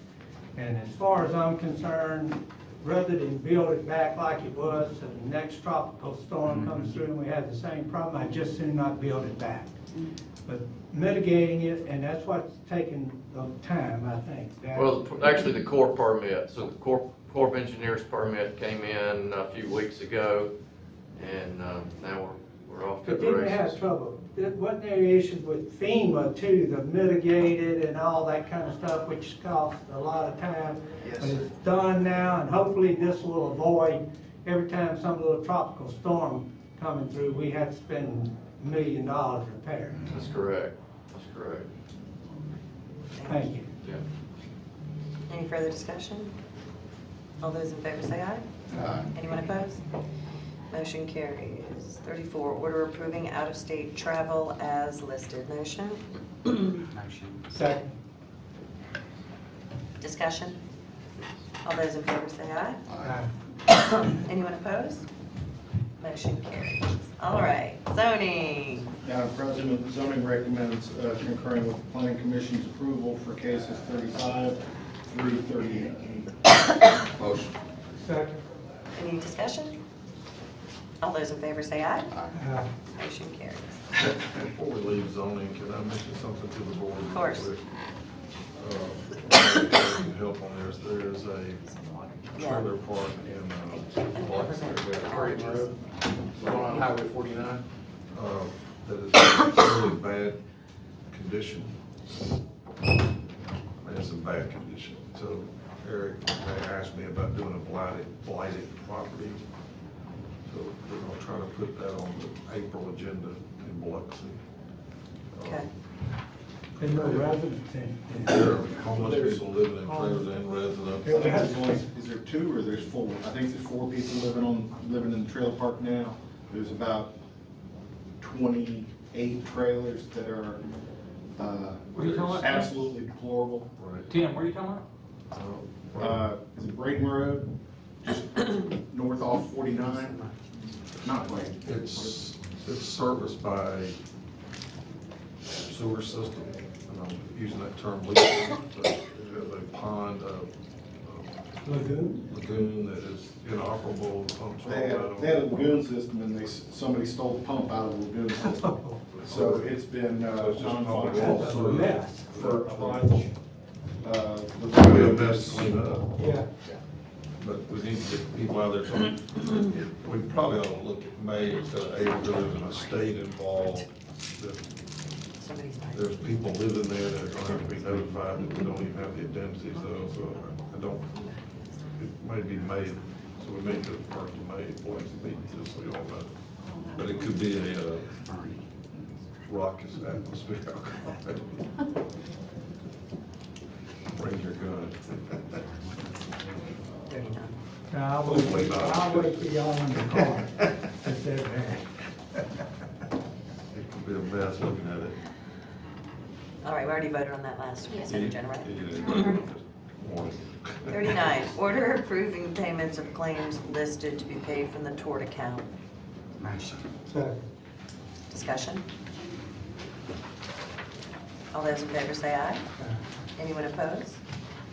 Motion carries. 40, order authorizing nationwide representative Caritas Palisano to periodically meet with Harrison County employees as needed, beginning March 15th through 16th, 2023, from 9 to 1 at the Gulfport Courthouse. Motion? Motion. Second. Any discussion? What are they meeting about? Just to kind They of, just go over the members, Judy. Is that life insurance? No. Or what? You wanna speak, you wanna let them know what she's gonna be It's, doing? the nationwide representative to do the, 401K information that we Oh, have okay. through nationwide. Yeah, it's kept, She yeah. periodically comes, well, we're asking for her to periodically be able to come visit with our employees. So if they have questions, she can answer All the questions, or if somebody available- wants to sign up for it, they can sign up for it. great. Any further discussion? All those in favor say aye. Motion carries. Order approving update to the Harrison County Board of Supervisors final paycheck policy number 114 to include the following verbiage. Motion. I'm sorry, as recommended by Judy. Oh, I'm sorry. No, I was Jumped the gun. I paused. As recommended by Judy M. Lee, Human Resources Director. Motion? Motion. Second. Now, is this, Tricia, is this what we learned, that they can do this, cut an individual check or direct deposit? I thought we were in a class that talked about this at the state MAS. Oh, no, what they said at MAS is that you're not direct employees to do direct deposit. Okay, so, but if they want it, they can get it. Gotcha. Any further I discussion? think, if I'm, just for purposes of understanding, basically what you're saying is if somebody is retiring or leaving, this policy makes sure that you get whatever needs to be turned in before a check goes out. So Exactly. that's what you're doing, Yes, sir. is protecting the county properties. Yes, sir. Any further discussion? All those in favor say aye. Anyone opposed? Motion carries. 42, order concurring with the county administrator on employment as listed and as on file with the payroll clerk and personnel human resources department. Motion? Motion. Second. Discussion? All those in favor say aye. Anyone opposed? Motion carries. 43, order spreading upon the minutes the personnel changes to the sheriff's office as listed and as on file with the payroll clerk and personnel human resources department. Motion? Motion. Second. Discussion? All those in favor say aye. Anyone opposed? Motion carries. Order concurring with the road manager on employment as listed and as on file with the payroll clerk and personnel human resources department. Motion? Motion. Second. Discussion? All those in favor say aye. Anyone opposed? Motion carries. 45, order spreading upon the minutes the personnel changes of the district attorney's office as listed and as on file with the payroll clerk and personnel human resources department. Motion? Motion. Second. Discussion? All those in favor say aye. Aye. Anyone opposed? Motion carries. 46, order accepting the low quote from Daniels Roofing Solutions in the amount of $69,500 for roofing repair replacement at the Socializana Storm Shelter, payable from 1/7/3/6/7/9/22. Motion? Motion. Second. Discussion? That earning discussion, is that the one we had a lot of problems with? Well, this one's under storm damage, but I'm sorry? this one was from storm damage. Oh, And that's the one that we had issues. Well, I thought that was the storm shelter. Why don't we have the storm damage to the roof? That's a good point. That's the whole point of having a storm shelter. But it was, the original one, the first one. There was some problems built, with We had a that. lot of issues, but I think those have all been resolved. but it And took a this while. cost, where's this coming out of? That's the hurricane. I don't know which hurricane, I guess it's Zeta. Zeta. What account? Is that what it is? That's Yes, sir. Zeta, It's that's on- hurricane. Okay. All right, all those any further discussion? All those in favor say aye. Aye. Anyone opposed? Motion carries. 47, order designating any Board of Supervisor, purchase clerk, chancery clerk, or any department head as needed as the board's representatives to receive sealed bids for the window and door replacement at Harrison County Second Judicial Courthouse that's scheduled to be open Friday, March 17th, 2023 at 9:30 a.m. Motion? Motion. Second. Discussion? All those in favor say aye. Anyone opposed? Motion carries. 48, order designating any Board of Supervisor, purchase clerk, chancery clerk, or any department head as needed as the board's representative to receive sealed bids for state aid project number LSBP 2417, Lizana School Road, to be open Tuesday, March 28th, 2023 at 10 a.m. Motion? Motion. Second. Discussion? All those in favor say aye. Aye. Anyone opposed? Motion carries. I'm Order. sorry, can we go back to Sure. 46? I forgot, and just realized it. And just make sure the board knows. There's a difference in these two bids. $69,500 for Daniel's Roofing, which is obviously lower. Mandel's is $158,000 bid. What is the big difference? That's what I was- Why is there such a discrepancy in between those two bids? That seemed to me to be, Jackie, have you looked at these bids? I'm just curious, that's a huge difference. That raises a red It's a flag. licensed roofer, isn't it? Not $100,000 difference. I would think Mandel's would be higher, just knowing Mandel's. But that much? That's a huge difference. I'm just not sure. if it's So what the I'm same. asking is, Daniels is a licensed roofer? Well, is it the same roof? No, he's saying they have a license. Yeah, he wouldn't be qualified to bid if they weren't licensed, right? That's what I'm asking, the question I'm asking, I understand Tim's question, you got such a large discrepancy between one and the lowest bid. I just want to make sure that the lower bid is a qualified bidder. One of these says specifically flat roof. The other one talks about boards, polyglass, plastiflex, Well, base flashing, I don't know. the big difference is Mandel's gives very detailed about what it's providing, and the other bid only says torch down flat roof system. That's it. Yeah. I don't know what that means. I'm just concerned that there's that huge discrepancy. Yeah, that's good. Judy, did Willie give you these? Yes, ma'am. Willie and Kelly, well, their department reached out and got these. I can follow up with both of them and see if y'all need me to go further. I'd ask them, that's just my opinion, but maybe we ought to be as specific with this group as the other group was. Cause I'm kind of thinking it might be some add-ons later, I don't know. Okay. You should find a roof that's not working.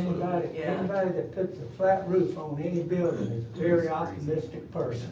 So can we make a Yeah, motion back to the to table. table Expecting this? something flat, not to leak. Yeah. Sooner or later, it's gonna leak. And I'll, Ken and Mr. Blair. Jackie, would you, I hate to put it on you, but you know more, than we do probably. I know a bit, and one thing I would suggest is to make sure that, they're meeting minimum code requirements on a roof, because sometimes that's something that seeps in. so can I offer a substitute motion to table this until we get more Just information? one question in reference to that. That's that hurricane roof, right? That It's we're the talking- hurricane shelter. The hurricane shelter. That's a special kind of roof. I haven't looked at it, I can't. Those roofs were specially designed, some way to take water. I'm being a little facetious about the flat roof, but they're designed, if I understand correctly, that there are pipes inside the roof that takes the water out. I do remember. So that's a special roof, so somebody needs to know what they're doing. That's the problem we had to start with. And something that is very common with flat roofs is somebody will torch down a roof and it may not meet the wind uplift of a code, and if nobody calls them on it, they don't, doesn't matter, so. Yeah. All right. And if that's Okay. We have a motion to table until we can look into it further and vote on it next week. Do we have a second? Second. All those in favor say aye. But Anyone? just, what I'm trying to say is make sure that's a special design roof that somebody not bidding to go up there with tar over it I and do drive. remember, yeah, I remember Danny Okay. telling me about those drain pits, yeah. All those in favor for tabling, say aye. Anyone opposed? Motion carries. Order designating any Board of Supervisor, purchase clerk, chancery clerk, or any department head as needed as the board's representatives to receive sealed bids for window and door replacement at Harrison County Second Judicial Courthouse that's scheduled to open Friday 17th, 2020. We did do that. Oh, you went back, that's right. And then we got to 49. 49. I didn't vote on 49 yet. Okay, order designated. Did I read 49? No, ma'am. All right, order designating any Board of Supervisor, purchase clerk, chancery clerk, or any department head as needed as the board's representative to receive sealed bids for state aid project DECD 002427B for Veterans Boulevard to be opened Tuesday, April 4th, 2023 at 10 a.m. Motion? Second. Discussion? All those in favor say aye. Anyone opposed? Motion carries. Quick addendum for the Sheriff's Department, order approving the following documents related to the Harrison County Law Enforcement Training Academy and authorizing the board president to execute the same. Motion? Second. Discussion? All those in favor say aye. Anyone opposed? Motion carries. All right, Sheriff, how many guests do we have in our Harrison County Jail facility? 791, 49 misdemeanors, 138 females, 24 federal inmates, and 98 that are cleared state arrest. All right, order approving the attached line item transfers within the Sheriff's Department. Do we have a motion? Motion. That's a second. Discussion? All those in favor say aye. Anyone opposed? Motion carries. 52, order authorizing the Chancery Clerk to issue a check in the amount of $15,225.01 to Robert Drace, Narcotics Division, for the Gulfport Office of Homeland Security Investigations, payable from account 030281613. Motion? Motion. Second. All those in favor say aye. I'm sorry, any discussion? Okay, anyone opposed? Motion carries. 53, order approving the non-commercial tenant and operator lease between Gulfport Biloxi Regional Airport Authority and Harrison County, Mississippi, and Troy Peterson for the use of a portion of Hangar 900 located at the Gulfport Biloxi Regional Airport. Isn't it an international airport? It is. All right, let's change that to International Airport for a term ending December 31st, 2023, and authorizing the board president to execute the same. Motion? Motion. Second. Discussion? All those in favor say aye. Anyone opposed? Would like to recognize Mr. Clay. Yes. The executive director of our International Airport. International Airport. Thank you, Supervisor Ladner. Madam President, we appreciate the partnership with the Sheriff's Office and also with the Board of Supervisors. Sheriff Peterson has just concluded a 3-year lease term. We're renewing through December 31 of 2023, providing the option for 2 additional years under the lease term once a successor is determined for the Sheriff's Department. So again, thank you. We enjoy having him out there. Thank you. Thank you. Airport's been wonderful. I go there all the time, and it's always fantastic. Well, thanks. Staff's amazing. Call whenever we can be of assistance. Thank you so much, Clay. Thank you. All right, that motion carried. Order authorizing the county engineering department to inspect the drainage at the Harrison County Sheriff's Office Work Center. Motion? Motion. Second. Discussion? All those in favor say aye. Anyone opposed? Motion carries. 55, order approving mileage reimbursement for in-county travel for the following employees. Motion? Motion. Second. Discussion? All those in favor say aye. Anyone opposed? Motion carries. 56, order authorizing disposal of assets per attached list and authorizing the inventory clerk to remove the same from our inventory. Motion? Motion. Second. Discussion? All those in favor say aye. Aye. Anyone opposed?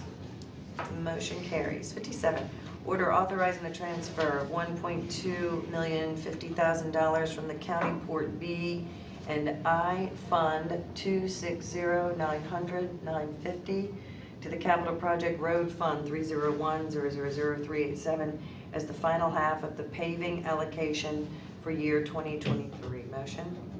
Motion. Second discussion, there's some errors on that road paving accounts you might want to look at. Yes, ma'am. Might not be that much. We've looked at In them case last you week. don't know. I saw I it. reconciled it and looked at it last week. No, the one I got Friday, which was Well, I don't know what was sent to you, but I It's will. the same. It's the same report that y'all But have. Okay. it's, yeah, there were some errors. She was gonna take off. Okay, There was one on there that shouldn't have been on. okay. All right, all those in favor say aye. Anyone opposed? Motion carries. 58, order acknowledging the January 2023 procurement card and travel cards as follows. Motion? Motion. Discussion? All those in favor say aye. Anyone opposed? Motion carries. 59, order authorizing interfund loans and repayments per the attached schedule. Motion? Motion. Second. Discussion? All those in favor say aye. Anyone opposed? Motion carries. Order authorizing the reimbursement to the road fund 150000360 in the amount of $400 for Civic Center rentals from February 2023, payable from 001-510-581. Details attached. Motion. Second. Discussion? All those in favor say aye. Anyone opposed? Motion carries. 61, discuss software package purchase for the county's implementation of GASB 87 lease and GASB 96 subscription-based technology arrangements for financial reporting as required by Governmental Accounting Standards Board, and authorizing purchase of software package for the visual lease payable from 001-152-544. Motion? That's not the right account number. It's 001-121. 001-121-544. Yes. Okay. Same motion with the corrected account number. Okay, and a second. All those in favor say aye. Anyone opposed? I'll second. Motion carries. Transfer clerk, order approving claims docket per Mississippi Code 1972, annotated section 191327. Motion? Motion. Second. Discussion? All those in favor say aye. Anyone opposed? Motion carries. 63, order approving payment of claims listed below. Motion. Second. Discussion? All those in favor say aye. Anyone opposed? Motion carries. 64, order acknowledging receipt of Memorial Hospital at Gulfport annual audited financial statements for fiscal year ended September 30th, 2022, as on file with the clerk of the board. Motion? Motion. Second. Discussion? All those in favor say aye. Anyone opposed? Motion carries. 65, order authorizing Douglas K. I'm sorry. I'm sorry, Madam Go ahead. President. Obviously, we can make a copy for each board member, or I think Mr. Nico, Director Nico, has asked to visit with y'all individually and discuss am I correct on that? Yeah, we did. So, He sent what do y'all letters, want me to he do? sent letters Got to it each all. of us. If y'all want a copy, we can make. No, he No, sent, we he got sent it. letters Oh, to each of us. But you did get a copy? Yes. Okay, thank you, Is that, did y'all get copies? Yes. One more. Yes. thank you. Thank you. Order authorizing Douglas K. Rackley, State Aid Engineer, to proceed with prepping and submitting wetland permit applications to the Department of Marine Resources and the Army Corps of Engineers for project number SAP 2462, Landon Road at West Harrison Middle School, Gulfport, Mississippi, and to act as Harrison County's agent for the same. Motion. Motion. Second. Discussion? All those in favor say That's, aye. just for informational purposes, that's, preparing to put a turn lane in at the middle school, I believe, on Yes, sir, that's Mandan correct. Road, which will hopefully help and somewhat mitigate traffic problems there. Best we can, that's the best we can do. That's right. All those in favor say aye. Aye. Anyone opposed? Motion carries. 66, order acknowledging receipt of the closeout documents transmitted by Brown Mitchell and Alexander, Inc. for the Tidelands project for year 2022, PG 26-23, Long Beach Pavilion, Harbor, and Volleyball Area, approved by Sand Beach Director Chuck Loftus, and authorizing the board president to execute the following documents related thereto. Motion? Motion? Second, is it finished? Finished. Because I didn't see it, I rode by there, but It's finished. Are you gonna spike the first ball? Oh, yeah. All right, any further discussion? All those in favor say aye. Aye. Anyone opposed? Motion carries. 67, order approving the request of Coast Electric Power Association to use the Gray Rock parking area across the street from the Harrison County soccer fields on County Farm Road and the Wool Market Ball Fields as tent cities or material staging areas for the 2023 hurricane season, and authorizing the board president to execute the letters of agreement. Motion? Second. Discussion? Yeah. You see the word soccer fields twice, Sweetie, on there? No big deal, it just has soccer fields twice. All those in favor say aye. Aye. Anyone opposed? Motion carries. 68, order approving a memorandum of understanding with the Harrison County Utility Authority. Motion? Motion? Discussion? Can I explain it for y'all? Yes, This is- please. The county has had an interlocal agreement with the utility authority for many years, approved by the Attorney General's office. This past year, I guess it was, the Attorney General's office basically said they rejected the interlocal agreement, saying it didn't need it. In discussions with Jim Simpson, we both agreed that we needed some type of agreement, so this is nothing more than the interlocal agreement, changing the name to memorandum of understanding, just puts in writing the relationship between the utility authority. Once it's signed by the county, then we'll submit it to the utility authority for approval. It has not been approved by them yet. The interlocal agreement was approved, exactly the same, we just changed the name. It's So just we're not quite clear on why the AG's office changed their mind, but that's fine, it doesn't really matter. So ultimately, we'll get the agreement done, and I assume the utility authority will approve, and then we'll spread it on the minutes. You think that'll help us with the situation we discussed? Yes. Good. It's the same exact agreement that Just we had current. for many years, except for, it's called an MOU instead of an interlocal agreement. And the Okay. AG's office basically said you didn't need one, so All right. we agreed that we do need some type of agreement, so that's what the purpose of doing this is. Any further discussion? All those in favor say aye. Aye. Anyone opposed? Motion carries. 69, order adjudicating the tax sales of August 30th, 2021 and August 29th, 2022 on tax parcel number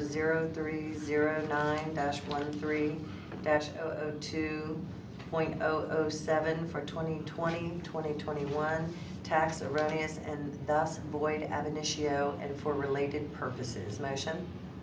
motion, second. Any discussion? This was an error in mapping, and then they left off one of the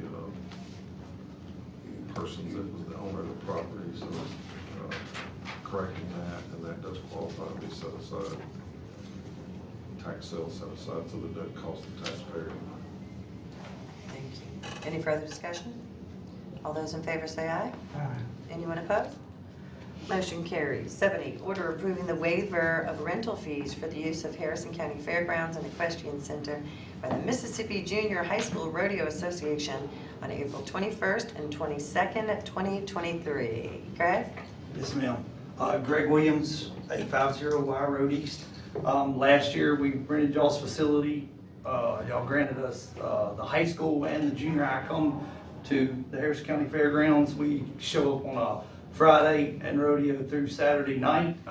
You got high school members, you got junior high members that are all from the state of Mississippi. We rodeo 16 different rodeos at 16 different venues. And I've persuaded them the last 2 years to rodeo here.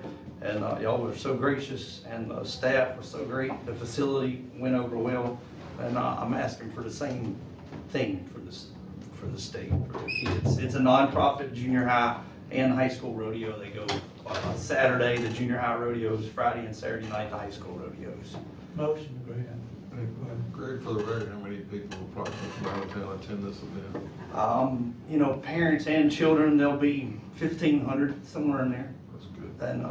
And then we have, you know, we do try to sell radio ads and get participants just like a regular rodeo. We run it like a regular rodeo, have clowns, and do each event. And so I think it's a great thing for Harrison County, and we love the venue if we can continue to use it. And, I'm sorry, we have a motion and a second on the floor. We need a second. Second. Any further discussion? All those in favor say aye. Aye. Anyone opposed? Motion carries. I also wanted to suggest, send us a letter, because bringing 1,500 people from across the state to see our amazing fairgrounds is advertising county resources. So absolutely. I never tell people this ever, because I hate giving money away, but I think this is one of those times when you should put in a letter and request maybe if we could help support to advertise county resources. I can do that. All right, thank you so much, Ms. Williams. Thank you. Number Thank y'all. 71, order approving the waiver of rental fees required for Mississippi Rising Coalition and Education, Economic, Environmental, Climate, and Health Organization to host a community forum March 30th, 2023 at the Isaiah Fredericks Community Center. Motion? Motion. Second. Discussion? All those in favor say aye. Aye. Anyone opposed? Motion carries. 72, order approving installation of street lights as listed below on Leeward Drive in District 3. Motion. Second. Discussion? All those in favor say aye. Aye. Motion carries. Anyone opposed? Thank you. Motion carries. 73, order adjudicating and authorizing expenditures as listed as necessary to advertise and bring into favorable notice the opportunities, possibilities, and resources of Harrison County, Mississippi, including the county logo being displayed along with links displayed to Harrison County online. Motion? Motion. Second. Okay. All those in favor say aye. Aye. Anyone opposed? No. Motion carries. All right, Mr. Holdeman. I don't think we have anything unless the board has any questions about anything. Okay. I received, yes, I received a request from Pastor Shan to allow them to place a historical marker, specifically it's a civil rights trail marker for Mr. Lawrence Guyot, I believe Guyot is how you pronounce it. And they want to place the marker on our property that we have now leased to Coastal Family Health. And it's nice right on the corner, so I don't see a problem with it. And I'd like that to be approved by the board, to place that historical marker for that gentleman. On Davis Avenue. Davis Avenue. It's a well traveled location. Oh, yeah, yeah. All right, do we have a second? Second. Any further discussion? All those in favor say aye. Aye. Anyone opposed? Motion carries. Supervisor Jones. I have no. All right. Supervisor Martin. I do. Blessed Francis Silos Catholic Church is having an event Saturday, April 22nd, and is requesting the use of 10 large garbage cans. I'm not sure where they come from. Timmy, do you know? Thank you. What is it? The 10 large plastic garbage cans? Yeah, they used to be housed at District 1 Work Center. Okay, well, they want to use them. Is there 10 there? Should be. Okay, so I'd like to make a motion that we let them use the garbage cans. Okay, well, All right, I'll second that. Any further discussion? All those in favor say aye. Anyone opposed? Motion carries. I love Father Silos. yes. One of my favorite saints. And that was it. That's it? I got another request, but doesn't have a date, so I'm Okay, just wait on that. Pam? I just need on the lease for the Pine Belt on Broad Avenue. It's coming up May. We need to kind of go over that for how long we're gonna do it for. Can you not hear? What is it? Pine Belt, the lease is almost up. Pineville, the Broad Avenue, the county building Yeah. that they're in. Kind of needs to kind Yeah. of consider how long they want to do the lease for, Yeah. come up for renewal. So, To the, Well, we need to consider that too. yeah, that's what you know, I'm the saying. board needs to decide that. Oh, they said they, What it wants to do, how long. yeah. I mean, once the lease ends, it will come a month-to-month lease anyway, so there's no renewal option. No, because it's an assignment. Yeah. Okay. So, they haven't asked, have they? No. Just leave it month to I month. would suggest don't do anything right now. Let's just go month to month. Let's just do I'd that. rather go Expire. month to month. Are they paying for that lease? No. So then what are we talking about? Letting these people use this place for free with a 10-year lease? It's up to y'all, I mean. I'd say let it go month to month, they're not paying anyway. Well, I think the question becomes, do you want to start charging? Yeah. Yeah, but has that We building start come back charging, to the that county? that'd be part of their new budget. Right. We'll pay for ourselves. You're gonna get a new budget anyway. Yeah. Yeah, I would do month to month, that's just my opinion. I agree. Budget, and then, yeah, definitely look at charging.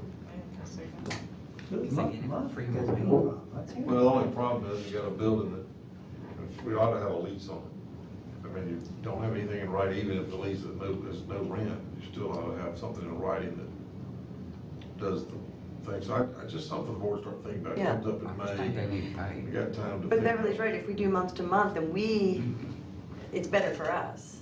Yes, A you- lease month to month is, in our Whatever opinion. lease you could do, we could put something that terminates it, so whether it's month to month or year to year, month to month, you can terminate on 30 days, not before Right. 30 days notice. I'm sorry, it's completely the board's decision, but where you're at right now with this lease, because you went into this was prior, you own the building, you're in charge of maintenance, you're carrying the insurance, you're carrying everything else, so you do need to think about flipping some of that off. You talking about the maintenance and, yes. Primarily Because we that. had some, is that one of the buildings we had an issue with, Pam? We've had it, yes, they call us all the time on that one, and then of course the CSU and the CRC. But the Broad Avenue, we're having to do everything because it's being maintained by the county, it's a county building. But don't you think we should? Either that, or we need to ask them to consider that's part of our contributions I and reduce agree. the actual monetary amount that we give I them. agree. Let me know how that works out for you. What do we need to do, Pam, to renegotiate that, because that is kind of silly. I guess if you have direction from the board that the attorney and the county administrator. All we do is y'all think about it, Monday we can discuss it again as to what y'all want to do. Well, I think. Well, I think the point is that we're giving it to them, and we're also paying for the maintenance of it. I So, agree. I was thinking. Let's lease it to them and let them be responsible for it. Do we have the square footage? I do not. Okay, because that will determine what we charge. We can find out. Okay, thank you. Anything else, Pam? We'll talk about it next Monday. Okay. Sheriff? No, nothing. Okay. All I have is I need to go into a very short executive session to tell you, it's a personnel matter in the administrative. And that's it. Thank y'all for being here. So if you need a Here- motion. here- I'm sorry, motion I'll to make go a into. motion to, Do we have a second? based on Well, that. while we're doing that, just so I can bring you up to date on this, there's a silly thing involved with the county patrolman, just so I can tell the board that. Okay. Because it's stupid that you need to. This should be So interesting. that's two personnel. Yes, might as well add it in there. Okay, I'll second. All right, all those in favor going into executive session for 2 matters? Anyone, motion carries. Tim? During the course of the executive session, we discussed 2 matters of personnel, no action was taken. Involving the 2 departments mentioned. There's no other business. I entertain a motion. I will give a motion to adjourn. I'll say. No, Do we need to do a motion for I want to Patty? do a part-time No, employment. she gonna post it. Oh, I'm sorry. I That's thought right. she said she I'm just, sorry. she's got. Well, we to just gonna post hire, it. or we're not gonna post? You can get authority to post it, or Yeah, that's all I have to have authority to I don't post. think you have to post it unless you want to. not a part-time, right? We do post everything, we post part-time and everything. She can't start till But- March 13th anyway, so I'll we make a got 5 motion to days. post it. Okay, That's second. fine. And this was to That post. way, Post a part-time admin assistant Okay. for, for District 2. Thank you. All those in favor say aye. Motion carries. Nothing else, right, Tim? All right, motion to adjourn? I'm not gonna make a motion. He made it. Motion to adjourn. All those